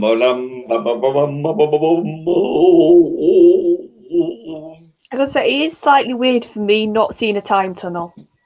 I'm so used to seeing a time tunnel. Because they never did that in Classic, did they? Or did they?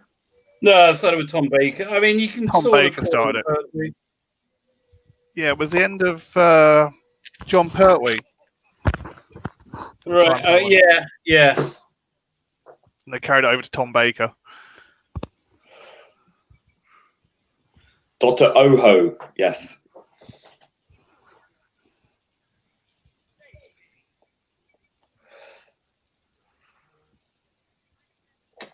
Go, love, go on. Good old Barbara. Talking about kids not messing with you, I don't think kids would have messed with her, do you? No. That's why they followed Susan home. They weren't gonna...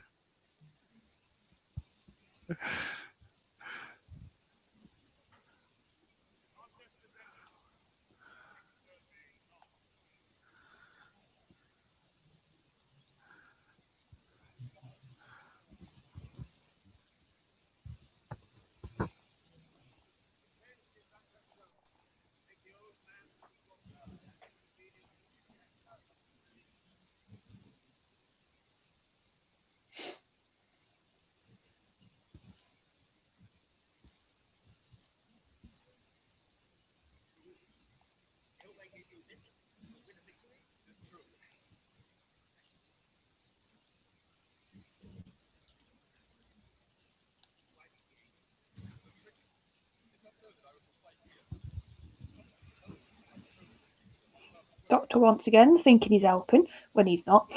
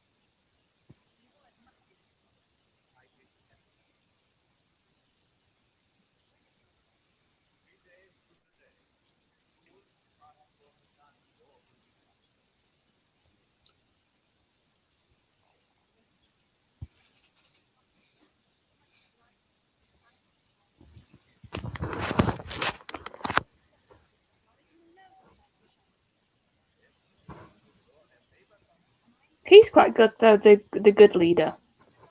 The actor. The priest, yeah. You feel like sympathy quite a lot for him because you can tell he's like, I'm trying to do a job here and there's lots of bad people around me. Yeah.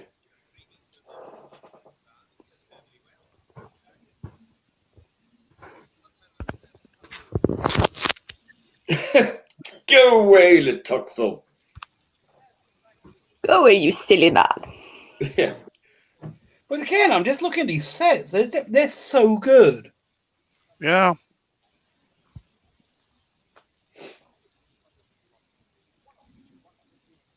Do you think then this could have been a set they had for another show? And they sort of like, oh, we could use this again. Well, they did do that a few times as a beep. They did reuse sets a lot. But if it works, it works. Exactly. We do it in theatre all the time. We bits of old set from here and a bit from that. Right. Part over there. You have to be creative in the theatre, don't you? Oh, yeah. We can't afford to keep making brand new flats and set parts every 5 minutes. But I tell you, BBC in the 60s, when they had all these resources and they could just had Aztec sets hanging around or French Revolution or whatever, they could just knock stuff out quickly and well. Cobble it together and just re-edit a few, do jiggery poke a few bits, and it'd be fine. Right. Yeah. Although they did that, they've always done that. I mean, I think it was the lights at the top of the transport. No, the things that people stood, the circles they stood on the transport paddle. Oh yeah, I know what you get. Yeah, they use the exact same thing again. They turned it upside down for Next Generation. Right, exactly.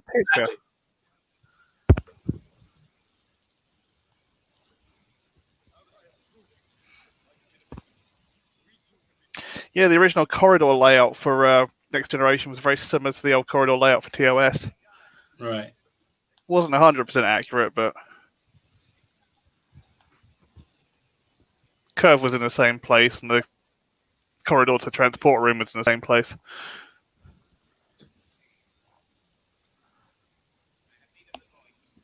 I think the Doctor Who, and maybe from what you're saying, Trek, it's one of the few shows that can sort of fondly do that.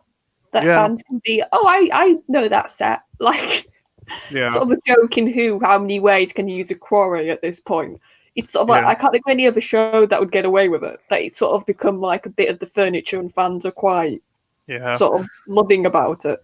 You always hear the old doctors going on, "Oh, we're filming an old quarry today."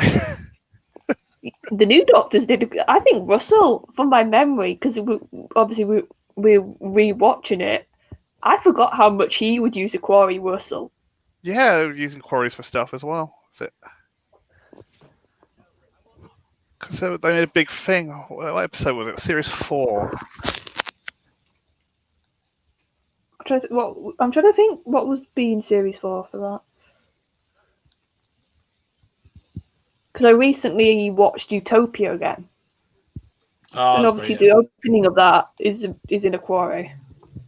Yeah, they use it for Utopia. Yeah, that's right. Utopia. Where it's all the future kind and all that. I think Planet of the Ood, they made a big thing about using a quarry again for the opening.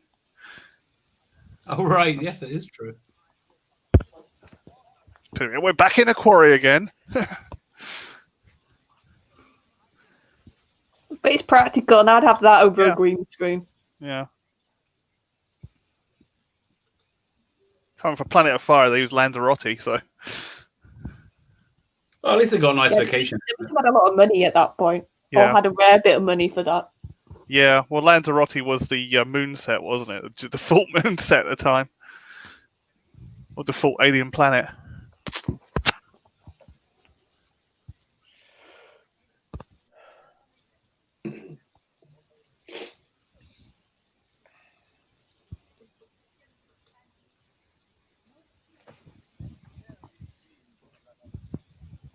Oh, poor girl, she does not have a clue what you're thinking. Because this is also a bit tricky, like when Kirk ended up marrying the Native American, didn't he, in an episode? Oh, right. Yeah, Series 3. Yes. So it's made, even though I know the episode just because of reference. And maybe think of that gets knocked unconscious, yeah.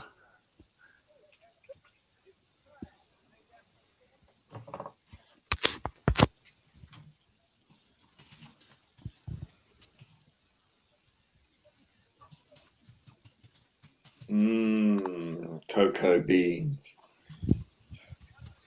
Did they used to smoke coca? I thought they made it, didn't they? But they discovered it, didn't they? Aztecs? Yeah, pretty much. Well, but obviously, I'm guessing the Spanish, when they conquered it, nicked it. Yeah, bring them to the Western world, yeah. Or was the Western world at the time. Tell you what, and I love my chocolate, so I'm very happy for it. Yeah, but it was like coffee. It was much more like coffee than chocolate. Yeah. One of the Doctor's first accidents in managing to somehow get himself married.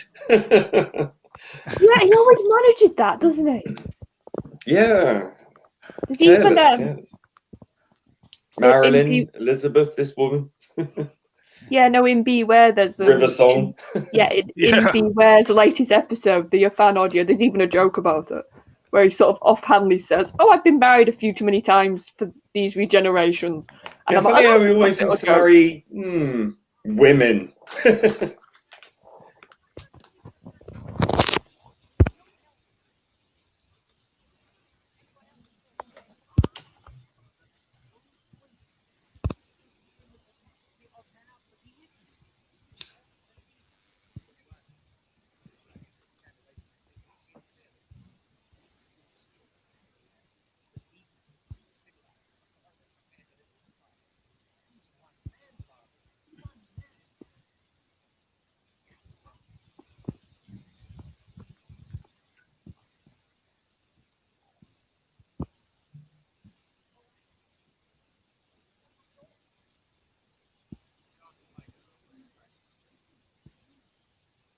Ian just looks like he's got a fencing get-up now.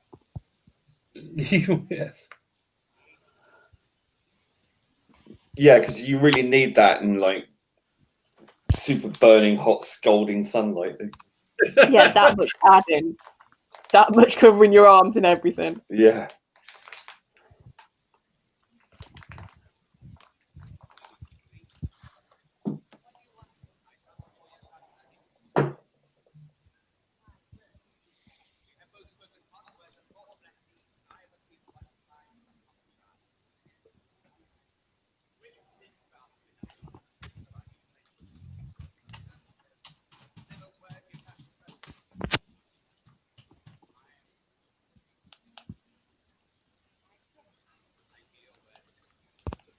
Yeah, I wouldn't trust him. It's like, why?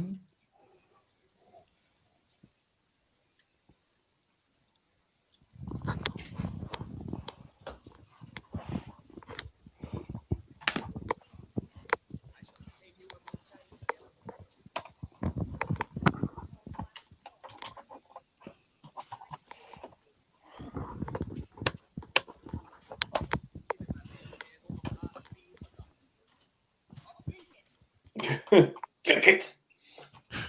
She's seen one too many historical plays, and those all the kings always die.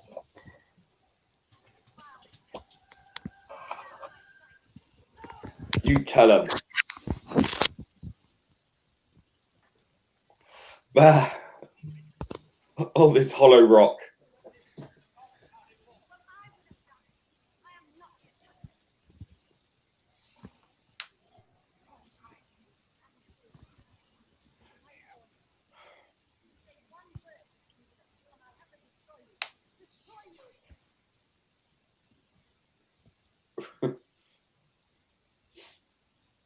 Tis the hour of our discontent.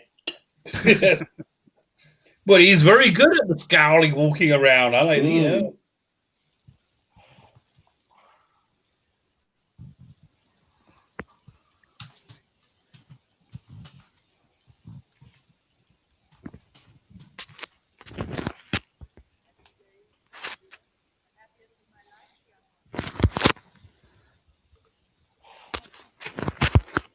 Doctor, it's a trap. No, go, go, go.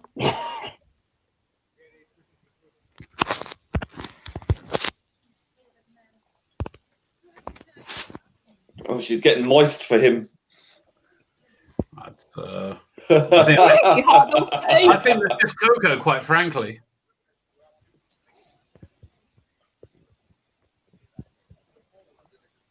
Hey, in that time, you probably you weren't married by about 20. You were like screwed.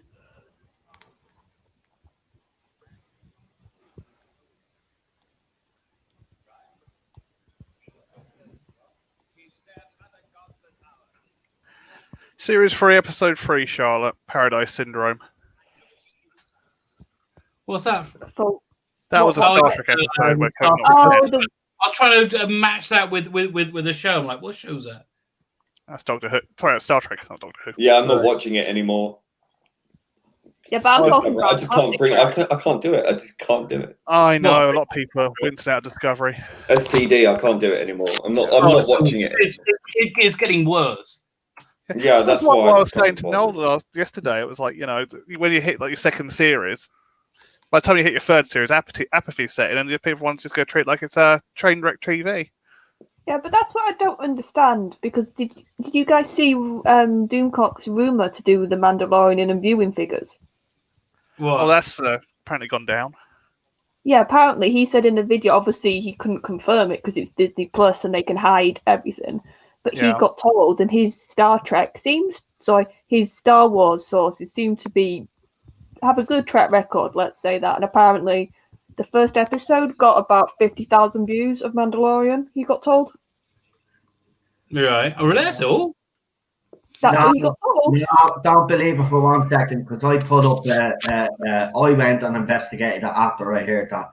No, it's look, I'm going to say it out straight, right? There's certain people in this fandom that just don't like this show, and there's a false narrative being put out there, right? The show actually, considering that they only drop an episode a week, it's gained 77% in viewership. Actually, it hasn't actually dipped. So, no, I'm not going to tolerate that crap. No way.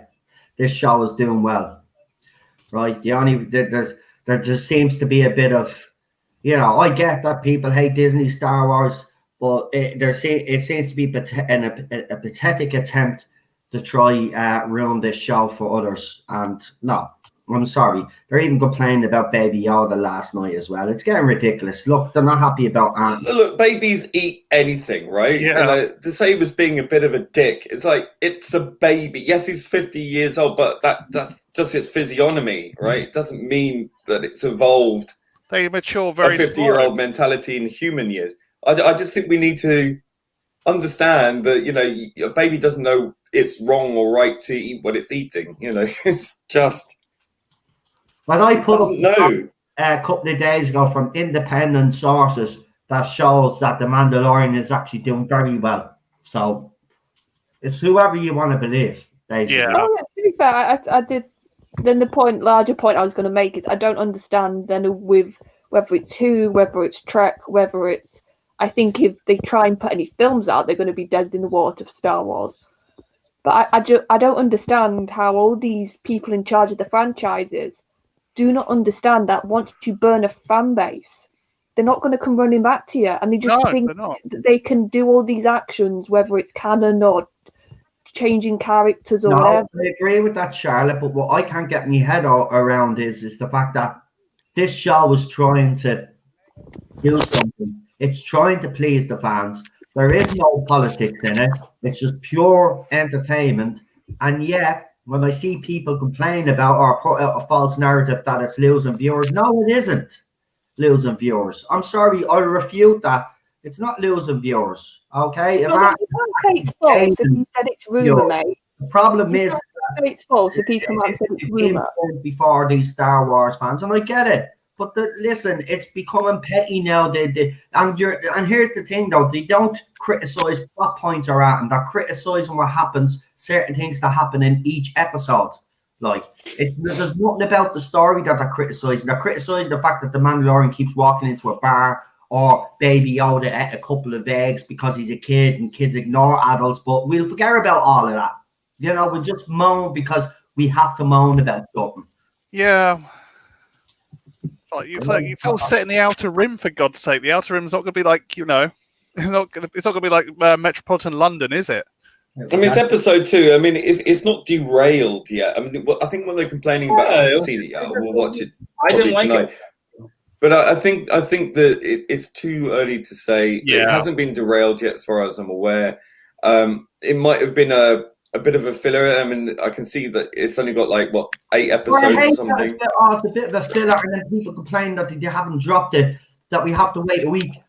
How do you know it's a bit of a filler episode? It's part 1 of the second part, right? They were building it up, right? Then we'll see the second part. I'm sick of them giving out. They're giving out for no reason whatsoever. There's nothing wrong with this show, right? There is nothing wrong with this show. They just want something to complain about, and it's sad and pathetic. Yeah, turning into the old school fans again, aren't they? It's sad because the show wouldn't even came about if it hadn't been for the Phantom Menace. Now it seems like that now that they've got this, they don't want to support it. Well, what more do you want? Like, there's no wokeness in this, no identity politics, none of this gender swapping nonsense going on. What do you want? Tell me, because I'm fucking confused now. I do think, to be fair, people like to complain. Yeah. No, I was going to say, and I do think, to be fair, I've not watched it, but even just from the bits my brother's told me, because I know he likes it, and the bits I've, like trailers and stuff I have seen, it comes across to me as it's very Western, and I think that's just not some people's cup of tea. Yeah. Like, they like more conventional adventure stuff, whereas this comes across to me as like an old school Western, from what I've heard. Yeah. Very Lone Wolf and Cub as well. Yeah, and I think for some people, that's just not the type of story they like. Yeah.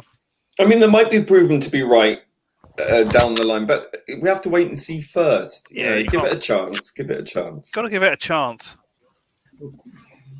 They don't want to give it a chance because they're afraid if it actually is decent.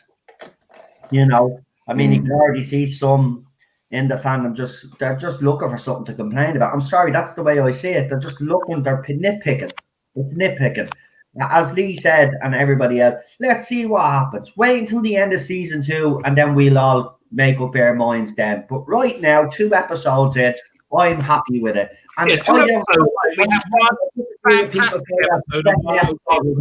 It's not a filler. It's a first part of the second part leading story. People are just impatient right now, right? Yeah. Don't drop it like Netflix do all in one go. That's not the way. I'd rather them do week by week episode. And you are saying that this is a filler. It's not a filler. It's part 1 of a 2-part story. They're obviously setting it up, right? So I think people need to calm the fuck down and wait and see what happens.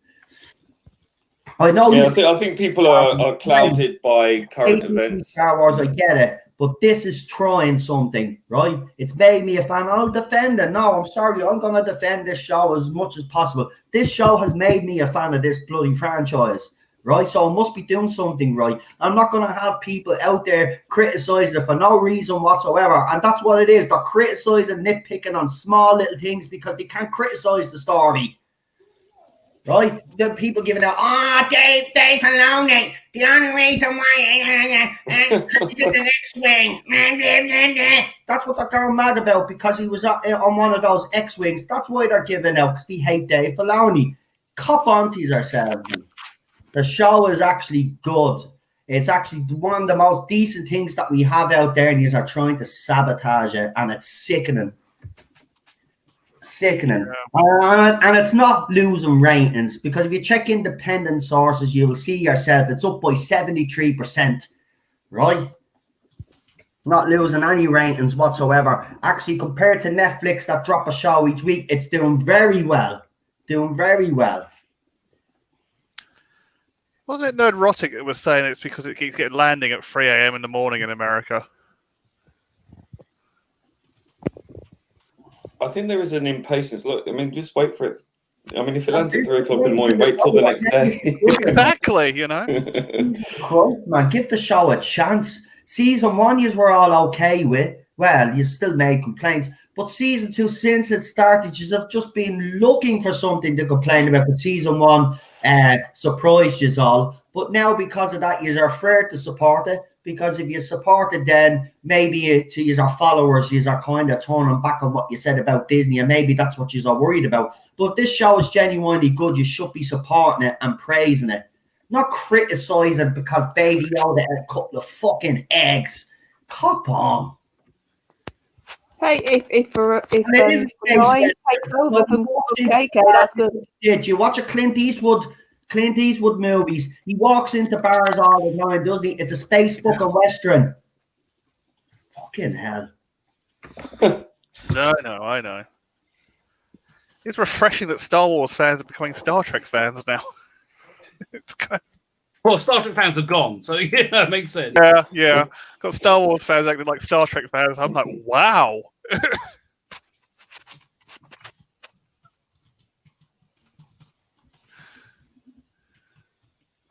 Yeah, I've noticed that as well, actually. I'm going to highlight that as well. The fact that some of these Star Wars YouTubers now are concentrating on Star Trek should tell you all that you need to know. These people just won't support this show, so they won't talk about it, but they'll criticize Star Trek because that's where the views are coming from. And that's detected in my opinion. Clickbait is really... Shilling, and I hate it. Yeah, shilling and clickbaiting.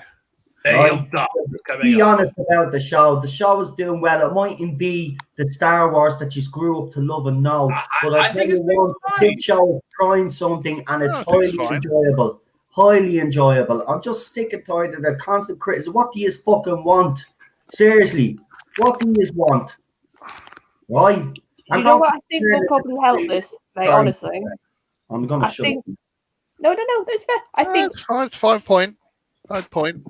No, it's good, and this is what we do on streams. We chat and we have different opinions. I honestly think, because then, I think there's rumours that Luke might appear.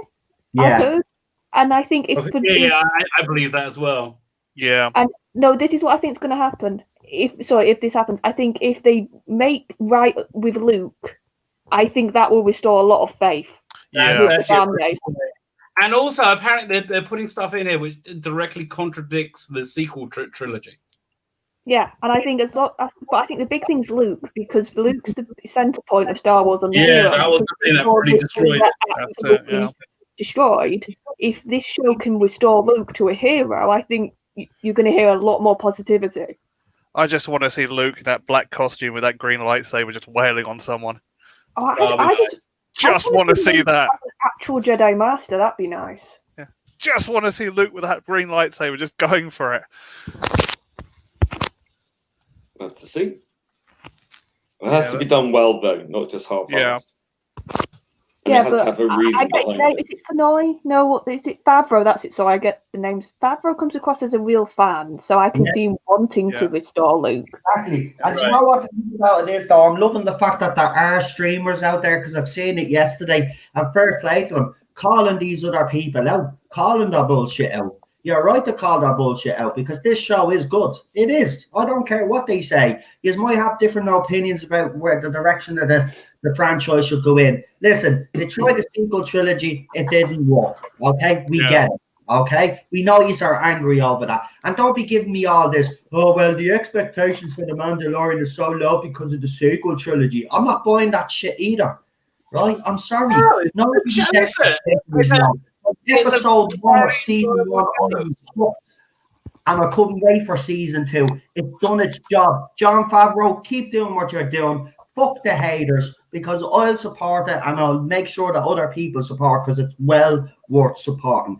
This show is something that Star Wars fans have been crying out for years, and now that they finally get it right in front of their fucking faces, they decide that they're going to turn on it. Well, fuck yous all.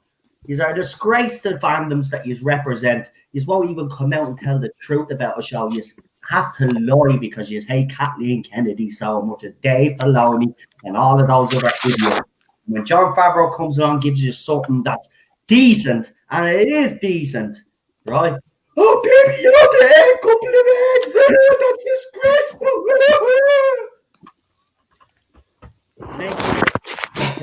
But I was a kid. My parents used to tell us to do something, and we always did the opposite. Yeah. That's what kids do. If you can't get that through your heads, well, then I don't know what is. And this whole thing about, it's supposed to be a space western, by the way, but the fact that he's a complaint that he's doing little side missions, that's what they do. That's what cowboys do. Have you ever watched a Clint Eastwood movie or a John Wayne movie? They always have a side fucking quest. This is a filler episode. I'm not buying that. Sorry. It's just come out. And Baby Yoda was deadly this week. Baby Yoda was fucking deadly this week, right? They're right. And look, it wasn't a filler episode. I get what they're trying to do. It's a second part. It's a first part to a second part story. I think people are just jumping on the bandwagon of hate. Yeah. But I don't call it the terrible twos for nothing. Yeah, exactly. Maybe he's going for his terrible twosies now. Yeah, well, you know, try talk sense to Star Wars fans. Right now, and the funny thing, as I said, you'll see that the Star Wars fans that cover Star Wars is covering Star Trek, because Star Trek is more of a shit show than Star Wars. And that should tell you all you need to know. When you see these Star Wars YouTubers doing Star Trek, you should actually be asking yourselves the question, well, why all change and start talking about Star Trek? Tell you why, because the Mandalorian is actually doing well, and they won't do something. They'd rather not do videos on it, and they'd rather just pick out. So when something does bad happen, like Baby Yoda eating an egg, and they find that disgusting, they'll come out and they'll shout outrage, right? Yeah. It's fake, and I don't like it. And I always said it, with me, you'll always get me honest, 100%, brutally honest, true to myself. I don't shill. And I see a lot of these YouTubers shilling, and it's disgusting. It's disaster mongering. That's what they're doing. Yeah, it's disgusting. I don't know anymore. I don't know what you want to Star Wars fans. Do you know what then? Do you know what you're better off doing? Leave the family, yeah? You've had your time. I know the J-Bot say that to us, but if you're going to come completely moan all the time about this show, and listen, if I was, as a Doctor Who fan, I wish that BBC were that clever and gave us a spin-off that we could get behind, because they messed up the main show. I'd grab onto it with two hands. Oh, yeah. Right? I think everybody would, mate. Oh, another Torchwood or something like that. You don't know how lucky you are. You don't know how lucky you are. Jon Favreau, well done, mate. Keep it up. I'll keep supporting you. Barrowman came back and did Torchwood again. I'll be off. No. Bye. We don't want Jibs having any control of any spin-off. No. I'm off to All Torchwood. Blake Bye. 7. Oh, God, yeah. Right, let's do the next episode. Come on. Lee, Right, yeah. We all good? We all ready? Yeah. I'm ready. Okay. Go for it. 5, 4, 2, 3, 1. Did you just count backwards there? Basically, yeah, I got confused. He was trying to catch us out. Baby, yeah, he ate a frog in the 4th series, and because he ate a couple of eggs. Well, what I'd say is, well, the mother should have fucking made sure that you were safe the first time round, shouldn't she? Yeah, there it is there, Ted. Look, there, behind you. Behind you, buddy. There you go.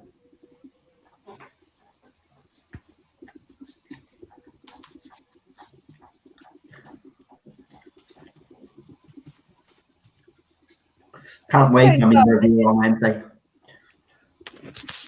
No, and I was going to say this is a very good use of a free companion team because everybody's doing something. Yeah. Like obviously Barbara's got to contend with all the political stuff and being the figurehead. Susan's sort of having that weird sort of arc of, oh, they're trying to make me into a nice housewife, and Ian's the action man.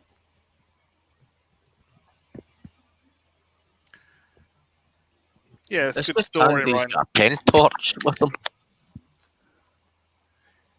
Just a bit. Isn't that the same pen torch that became a sonic screwdriver for Patrick Troughton? Yeah. Right. Although it did end up looking like what's the name's sonic screwdriver, the War Doctor. Oh yeah.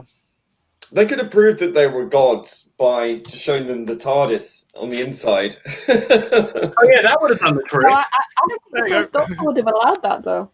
I think he would have thought it was too dangerous.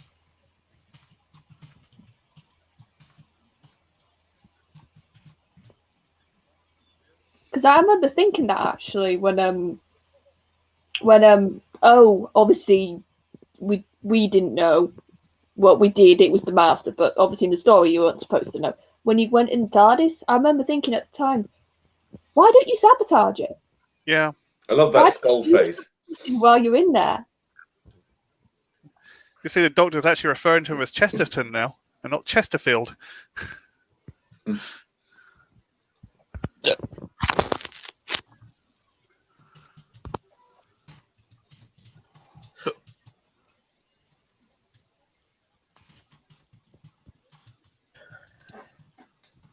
Oh, yes.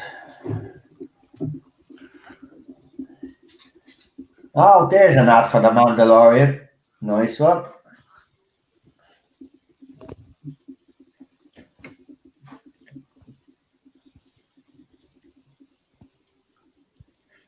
I like him working when he works stuff out in. Yeah. I was actually sad to see Ian and Barbara go. Yeah. So Yeah, it was a wee bit but when Ian and Barbara left, I kind of was gutted I was because, you know, even though they complained, they worked well with They're a good team. Yeah. Yeah. It was a chase, wasn't it? They left. Yeah. Yeah. Yeah, took the TARDIS, as it was called. TARDIS. And they had a weird photo montage.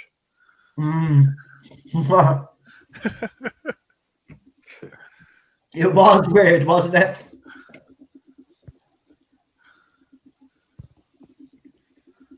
Smart man. There you go. But in fairness, at least they went the right way. I was actually pissed about what's his face. Why do I always forget his name? Jamie. The way he went, like the way he wiped his mind. Like Yeah, the time yeah, but they retconned that in a few times. Never sat well with me at all.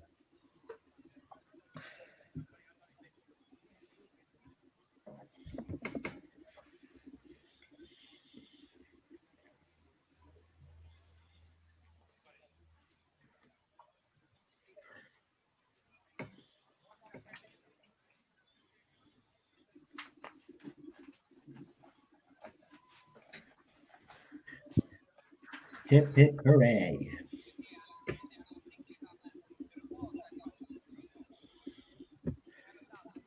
Hey, thank you. No, thank you very much. Yeah. I do the RSC, don't you know? On went to RADA, don't you know? Yeah. Because you're going to marry who they Lovely, I'll be at the National next week. See you later.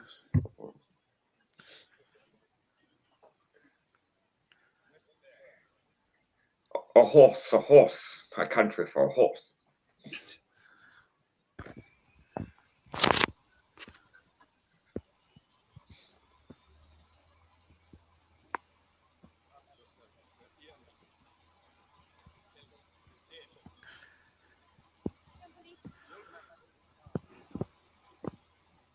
But say it's quite amazing that behind yet that his granddaughter has been partnered off without his knowledge. Yeah.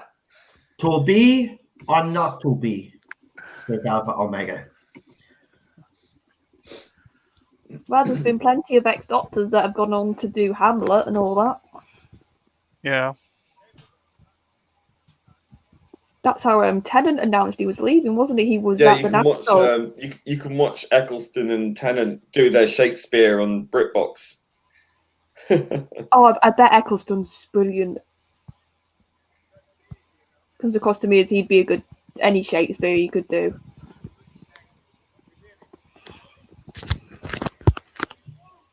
But his question: Does he still have a northern accent? Do you think, Eccleston? Even when he's doing Shakespeare.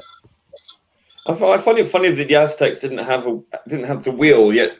If you look at their calendars, it's all circular. A wheel of time.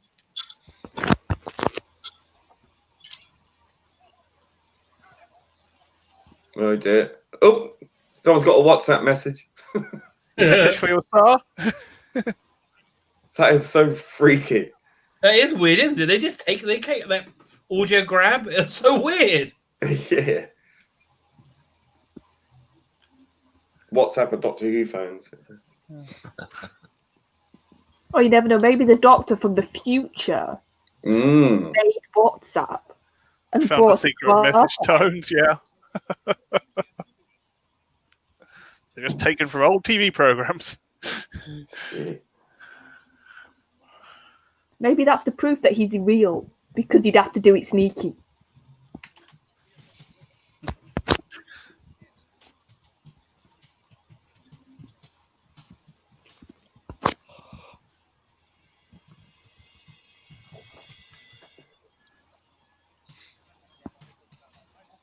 Apparently, from the third Doctor says in the chat, Ian Cullen, who played Ixta, died nearly a year ago today, 12th of November.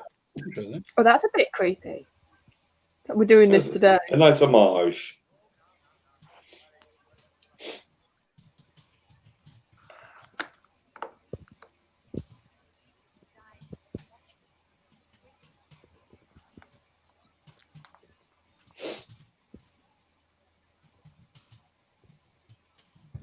Well, when I die, I'm going to come back and haunt you all, you miserable bastards. I'll get me revenge. The revenge of Noel.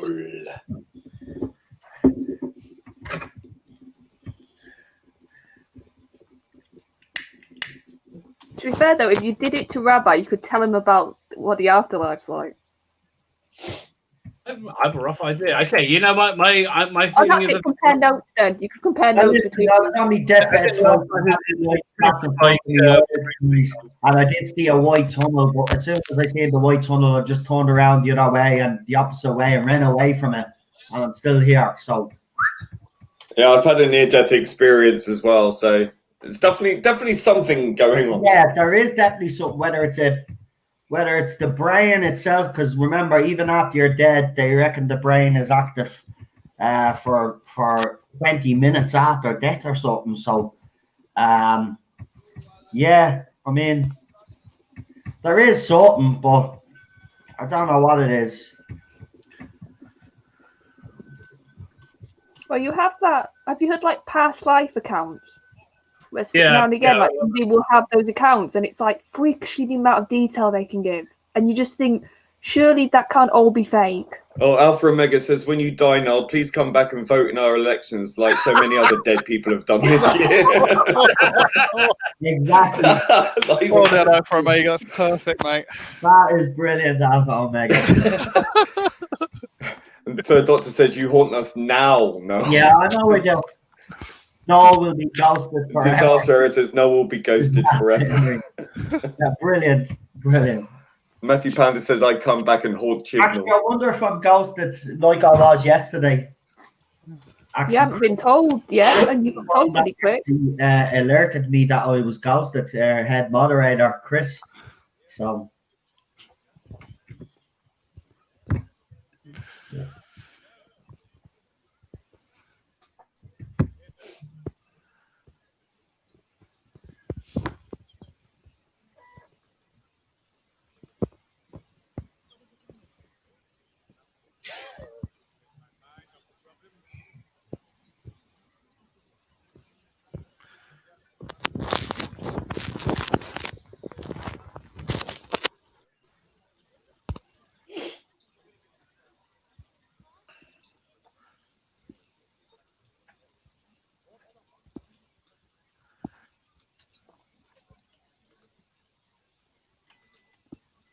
Oh, he does care about her though.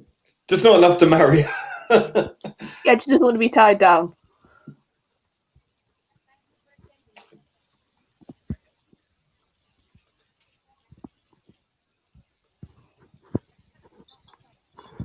Tell you what though, if Matt's doctor offered, I'd be there. I'd be like, I don't care if I don't even see you a lot. I don't care. You're Matt's doctor.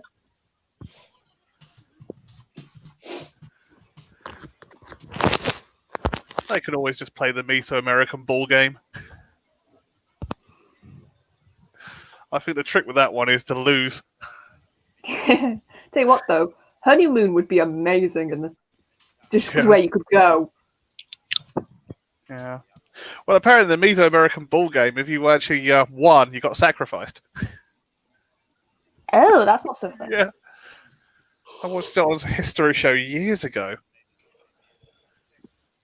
Was that like their version of Russian roulette then? No, it's their version of football. The winning team got sacrificed.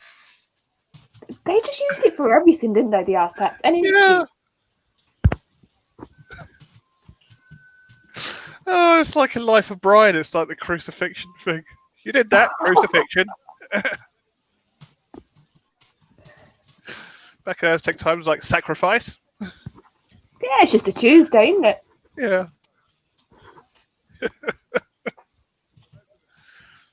Tell you what, though, me and my family were chatting back to the Olympics, and do you remember in the closing?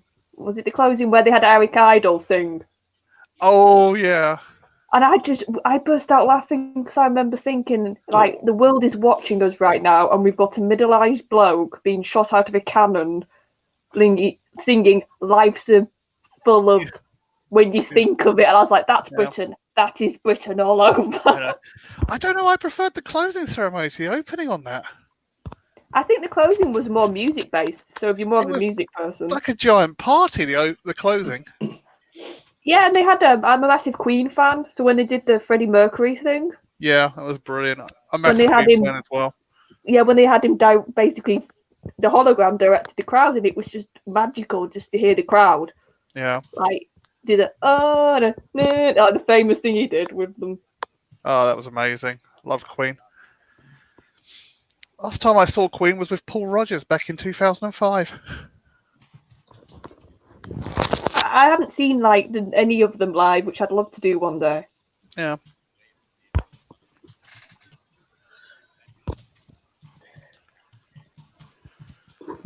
Because I'm one of the sacrilege people that I prefer Queen over Beatles. So. Well, Adam Lambert's quite good. Hearing good reports about him. He's quite a good frontman for them, isn't he? Yeah. I don't think he'll ever replace Freddie, but Adam Lambert's giving it a good go. Oh, nobody will replace Freddie. No. I think the thing about Paul Rodgers was I think he's a great performer, but when he was doing it with Queen, it kept changing between the kind of Free and Bad Company and going back to a Queen song, and it was like kind of really disjointed. I know, and Free songs are so like weird, but in a good way. That wouldn't quite work. Yeah. I think all the Queen songs I wanted to hear and didn't hear because I was too busy going between the Free and Bad Company. Oh wow! So you didn't even get any of the big like hits. We got It's a Common Magic, so I was happy about that. See, I love that song. That's one of my favourite. I wanted Who Wants to Live Forever, and I didn't do it. Yeah. Yeah, I think that's a little bit slow, but I do like it. Yeah. It's got that great rock ending. Oh God, yeah. Freddie was a legend. Oh, he was. I mean, only Queen could think for a song. Oh, let's just stamp our feet, and that's going to be the backing for a song. Yeah, We Will Rock You. They did that. Finished with We Will Rock You. Oh, imagine that being in the crowd. Then did you all do it then? The yeah, we all stopped. I remember watching that on TV as it was live. It was incredible. I wish I was there too. That would have been great. Live Aid. Yeah, Status Quo with the and first they weren't ones even on. like the big stars, were they, for that Live Aid? They weren't supposed to be the big. No. I mean, Status Quo were first on. That was funny. Oh, Francis Rossi walking on.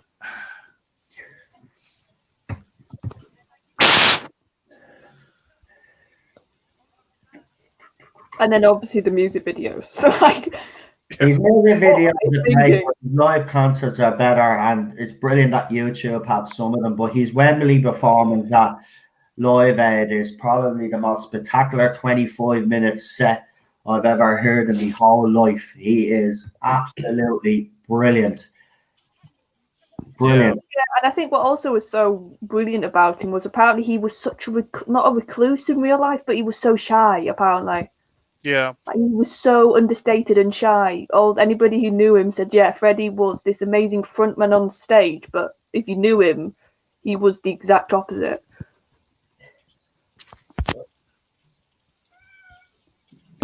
See, when people ask who would you go back in time to meet, Freddie's always on my list. Yeah, he's a legend. Oh, we got scheming now. Scheming.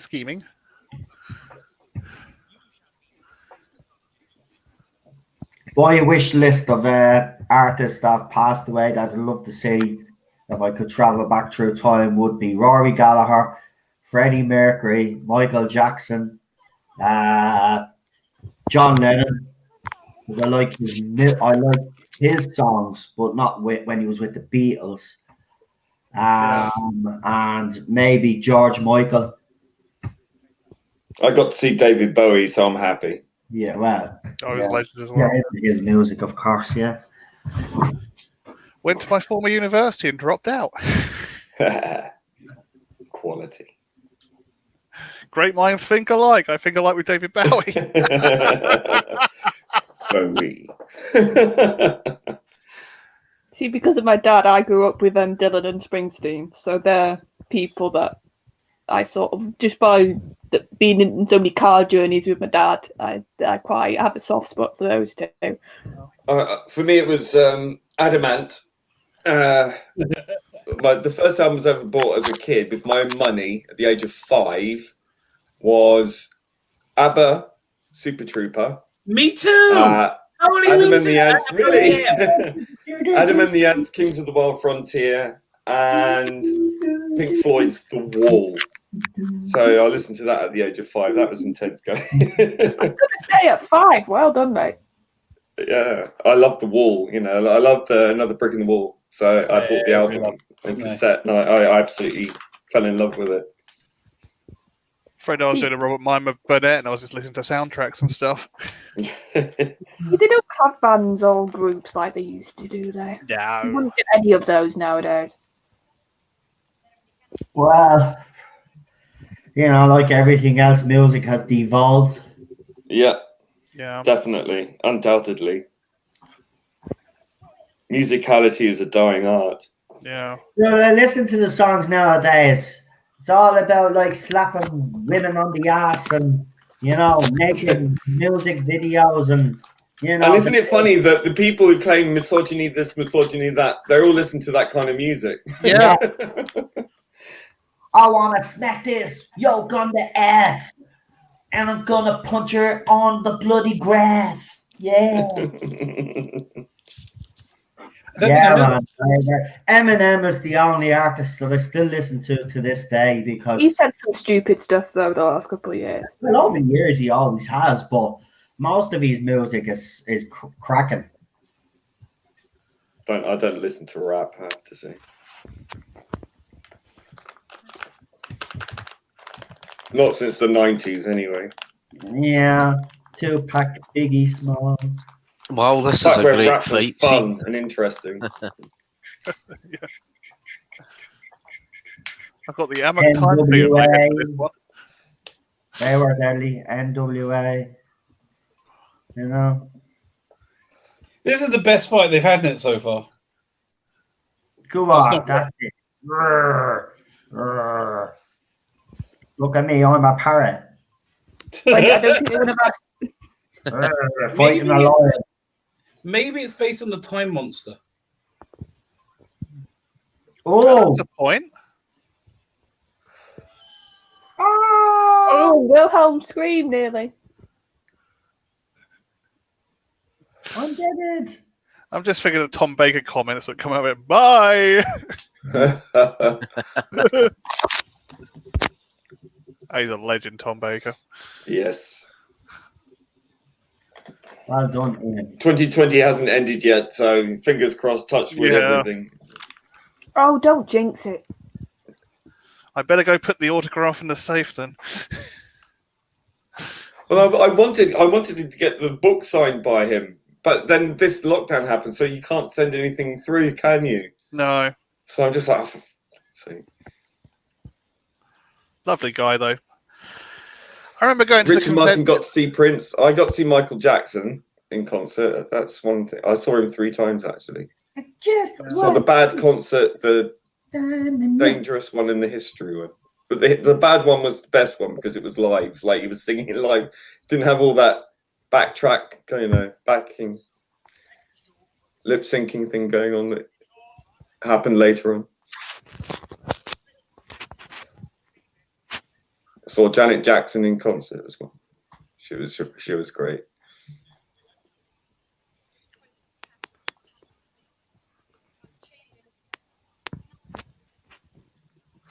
My dad actually was working for the St John's Ambulance Brigade when he worked as a volunteer at the Pink Floyd concert where the grandstand collapsed. You know. Oh, I heard of that one. Yeah. Yeah, he was there when it happened, so it was right there in helping out as. That was Wembley Arena, wasn't it? Yeah. Emma said she's seen Dolly Parton live. That would be a fun concert. Love Dolly. Gotta love Dolly. Got a bit of Dolly, yeah. She's great. She's working 9 to 5. That's right. She is. Come on, even She'd be an excellent sundial, I'll tell you. Yeah. Seth MacFarlane likes Dolly as well. Who doesn't like Dolly Parton? If you don't exactly, like it's impossible to hate Dolly Parton. Everybody grew up with Dolly Parton. She was on Sky One with our big boobs showing every Sunday. Do you remember that show on Sky One, Lee, that she had? Was it every Saturday or Sunday? She was in the bath with the bubble bath. Remember? Always covered our top half of her body. Yeah. That's a bit of a weird cut, isn't it? Yeah. Yeah. Fly from the TARDIS.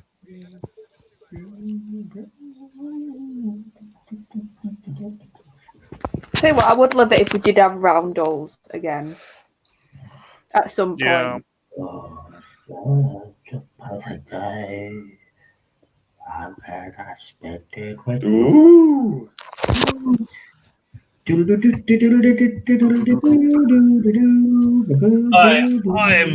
I am dragging. I've just got to go to bed. I can't keep my eyes open.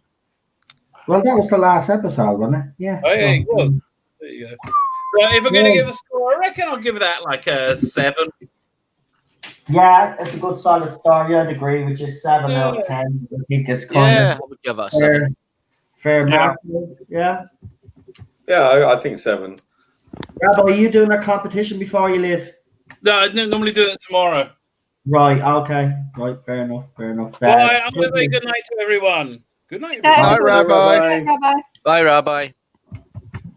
Right, so I give it a 7 out of 10. Rabbi's giving it a 7 out of 10. Get your scores in, and then we'll ask the panel. We'll start with you, Lee.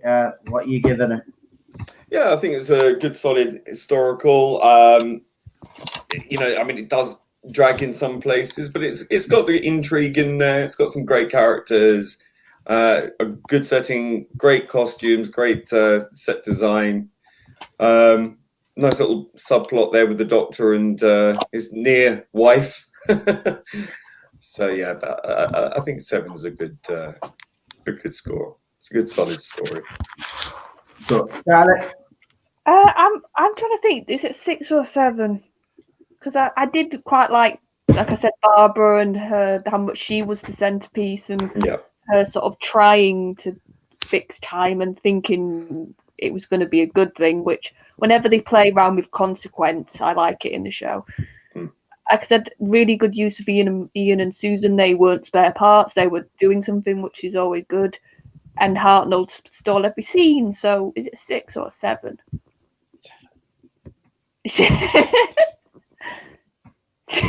Lee's trying to influence me. I'll go 6, mainly because I do think there's little bits that drag. No problem. PD Rich. You know what I'm going to give it? I'm going to give it an 8, actually. But the main reason I'm going to give it an 8 is because I'm just so nostalgic watching old Doctor Who now. Yeah. I just miss the old stories and the old story structure, and just every companion going off and doing something. Yeah. Just miss it so much now. It's just because the fam now, they just stand around behind her looking at her. Yeah, just stand behind her, affirming her every 5 What do minutes. I do? And then affirming each other every 5 minutes. You've got Ian going off and doing stuff and being the hero of this one. Barbara being the main protagonist, and Susan and the Doctor kind of being more in the background. Yep. And it all works. Yeah, so I'll go with an 8 on this one. No problem. Super John. I would give it a 7 out of 10. I think it's one of Hartnell's medium best episodes, but it also gives the companion the chance to understand time travel and the dangers of time travel and the dangers of interfering.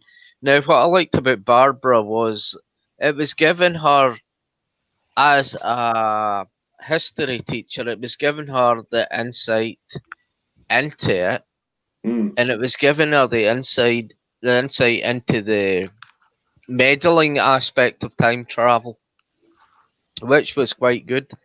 And the Doctor telling her what would happen if she did, and it would be impossible for her to interfere in an already established event like the Aztec civilization, which I think in this episode it was quite well done. They had a lot of good stuff for the companions to do. Ian Chesterton, his involvement in it, and Susan's involvement in it, and the Doctor's involvement in it. It's really an entertaining and compelling story. I would just give it a 7 out of 10.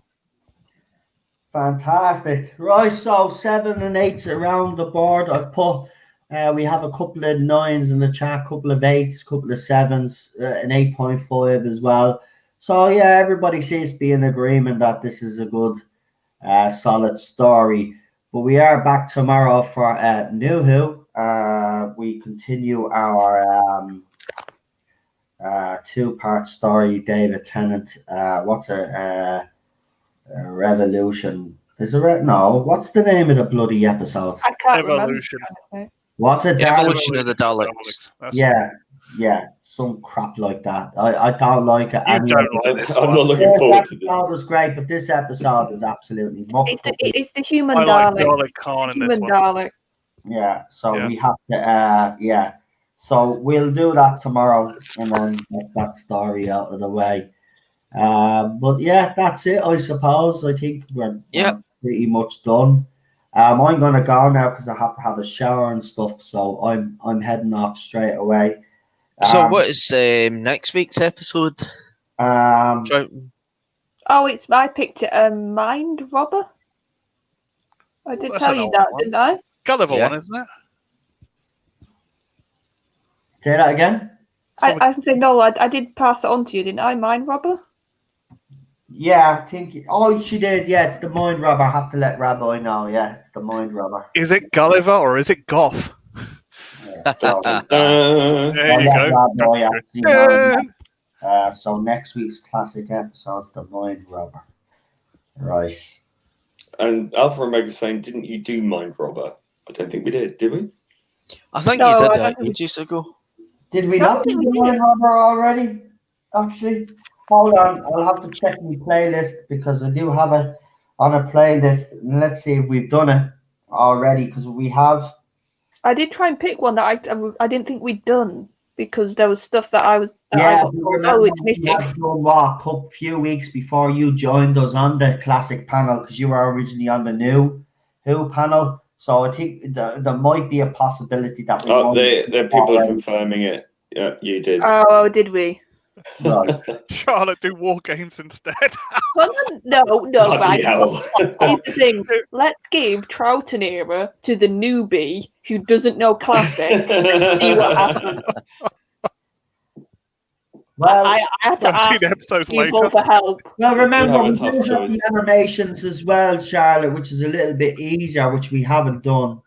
So if you want to do one of the animations, I'm pretty sure that'll be easy to get to like see yourself if you want to watch it with us, if you're not sure. But yeah, see, this is the thing about Troughton. There's not Yeah, many. you gave it to me. There's not many. So, but Luck that's of the the way it draw. went. You are next in line, and that's the way it goes. So you'll have. I thought that Daniel, you're our co-host, man. Help our He out. He said to me Macroterra, and I'm pretty sure we've done that.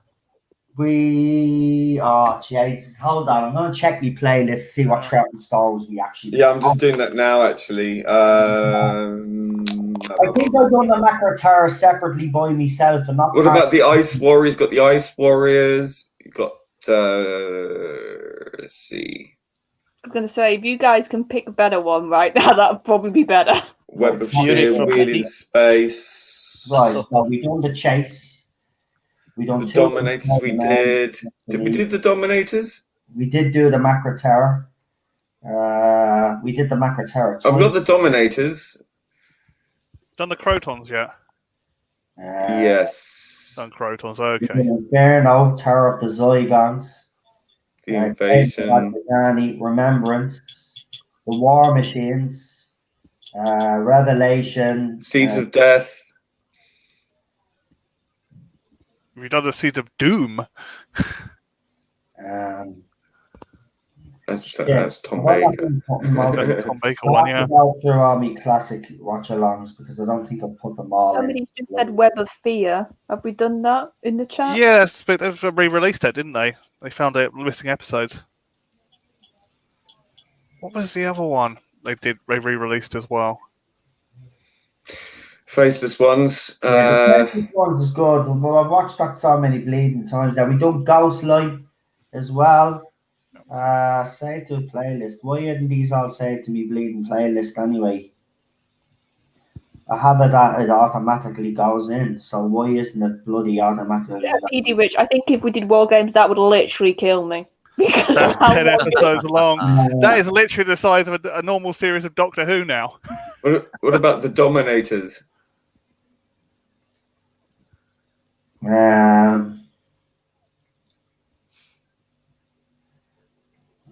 Maybe. Not the Space Museum yet.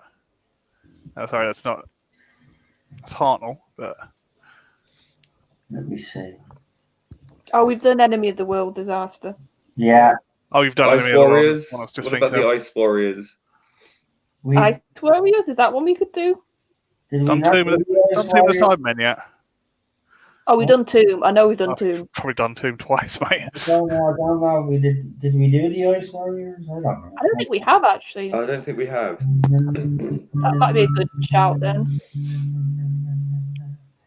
The big problem with Troughton era is there's not many left. Why aren't these all saving onto me bloody playlist? This is annoying me. Right, listen, some of the classic Who watch-alongs are going into the bloody feckin' Yogi Bobsy. Shakespeare called Resurrection.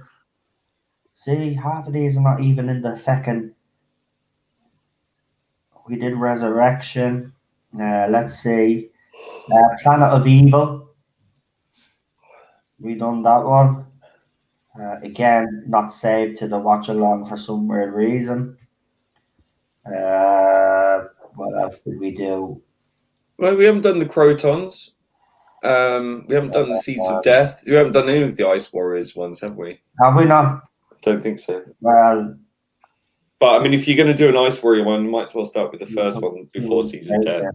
Yeah, see, these breaks kind of, I should have just done. I messed it all up because, like, Revolution of the Daleks is a lovely gift. Yeah, right. With me arse. We did the Damians as well. So it will be when we rip it to pieces. Yeah. I'll have fun watching other people. Yeah, we did Enemy of the World. Have it there. Yeah, we did Enemy of the World. Yeah, the Highlanders. I don't know if that is the Highlanders. That's not a complete one, though, is it? No, it's not. We can't do the Highlanders. That was our original suggestion, and I had to let her know. No longer exists. Yeah. They don't, Proper serial. they don't have a. Sit there watching the And telly that snaps. is one that everybody loves. It is one that we'd all love to see. So anime idiots. And the BBC was so against those telly snaps originally. Well, I mean, it's going to come to a point where we're going to have to repeat some Troughton era stuff if we're going to do. Finish with Troughton stuff. Troughton's out. Done. Fair enough. Done. Once we get Troughton done, we're done. That's it. Bang. Right, so what are we watching next week? Well, it's your choice. So Yeah, giving you a choice. You got the Ice Warriors, the Seeds of Death, the Crotons. Ice Warriors was I suggested. know what convinced Archie's to make up our own mind. Yeah. The Invasion. You've got So Ice Warriors. Dominators. You've got the Dominators. Vengeance on Varrock. We did that as well. No, I'll do Ice Warriors because I like that villain. Right. Okay. Do the Ice Warriors. So what's that's the episode, isn't it? The Ice. It's called the Ice Warriors, isn't it? I forgot. Yeah. So we'll let Rabbi know. Right. Right. So next week it's the Ice Warriors. After all of that, we finally got. So six Lee parts. Halfer says the two doctors, but we're doing that under the Colin Baker era. So that's Noel's choice, wasn't it? The two doctors. Yeah. I decided to get it out of the way. Yeah. A Jeffrey Palmer story. Yeah. I think that we should do something. We will eventually. Yeah. Of course, we'll have to. Sure, he's also in the Voyage of the Damned. That's true. That's true. Yeah. He plays the captain in Voyage of the Damned. So. Hardacre, Captain Hardacre, wasn't it? Yeah, we've got that. I did watch Christmas specials, don't you? Actually, on Christmas this year, so yeah, we're doing our thing, yeah, because why would we support the current idiots? Exactly. We shouldn't watch it. Shouldn't watch it. That's it. Just boycott it, and remember to keep sending those emails, folks. Just because we do classic doesn't mean. And that. I would say as well, when you send your email, can you please put in there? Please do not pass this on to the drama department. We want a response from Tim Davey, not from the drama department. Yeah, because I can see what they're doing. They're just sort of, disseminating it and sending it off to the drama department. Yeah, but that's going straight to the people who are behind Piers Wenger and stuff like that. Yeah, I would suggest you write an email back saying, no, I want this directed to Tim Davey himself, not to the drama department. Yeah, you want it to go BBC management, you go Director General, not drama department. Otherwise, you might as well have just emailed to the drama department. So please insist that this goes directly to Tim Davey, not nicely. Nicely. Exactly. Nice. Right. With that said, right, I'm going to give everybody the opportunity to plug themselves, and we're going to leave it at that for the night. So we'll start with you, Lee. Yep, you can find my channel, Ordred Audiovisual. I'll be posting up Dave Travel Through Time's new titles that I did for him soon, once he's posted them himself on his channel. You can find me at the Temple of the Golden Asda on Twitter. And please continue to send emails into tim.davey@bbc.co.uk. Please insist that it's for his eyes only, not for the drama department. That's it. Charlotte. Well, Tuesday I'm a very busy girl because on Tuesday night I'll be with Daniel and Dave Travels Through Time for Beware review. So if you like those audios, come and listen to us natter on about it.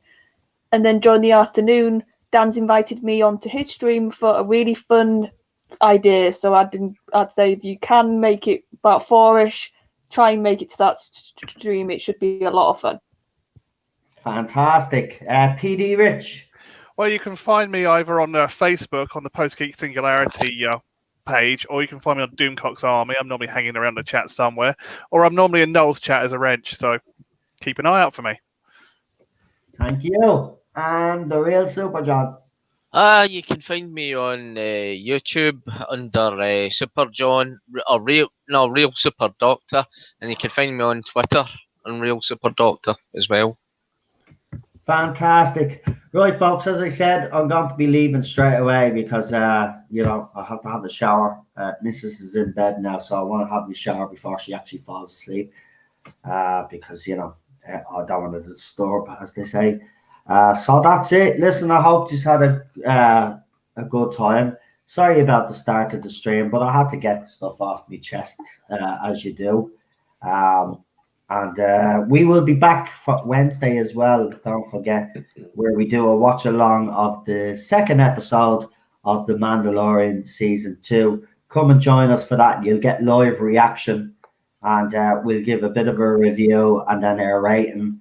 And we will talk about all the drama as well, because I do think it needs to be highlighted.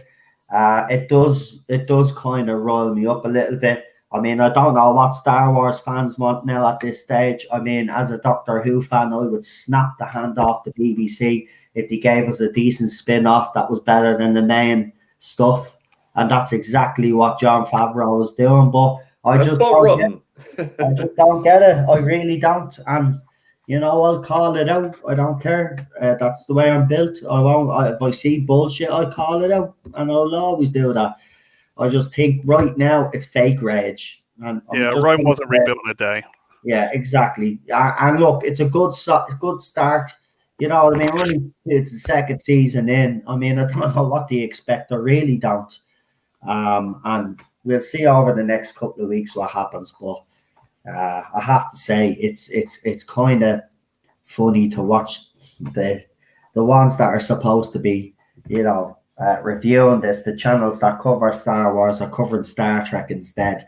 And here's the thing: if you just don't see what's happening there, right, and see what they see, that's why they're not covering it, because the show is actually doing well.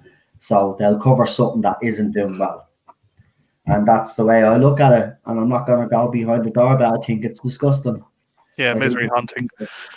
So I'm going to leave it at that before I say any more and get myself into any more trouble. Well, listen, thank you for all supporting the channel. No bother. Everybody in the chat as well. My panel as well has been absolutely fantastic as usual. Thank you for taking the time to come on. And thank you guys in the chat for taking the time to come here and have a bit of a chat and discussion with everybody. It's been an absolute pleasure. I shall talk to you all tomorrow. So I'm going to leave you with these two lovely trailers from Lee himself. So good night. Good night. Enjoy the rest of the night. Good night, everyone. And stay safe, folks. Stay safe.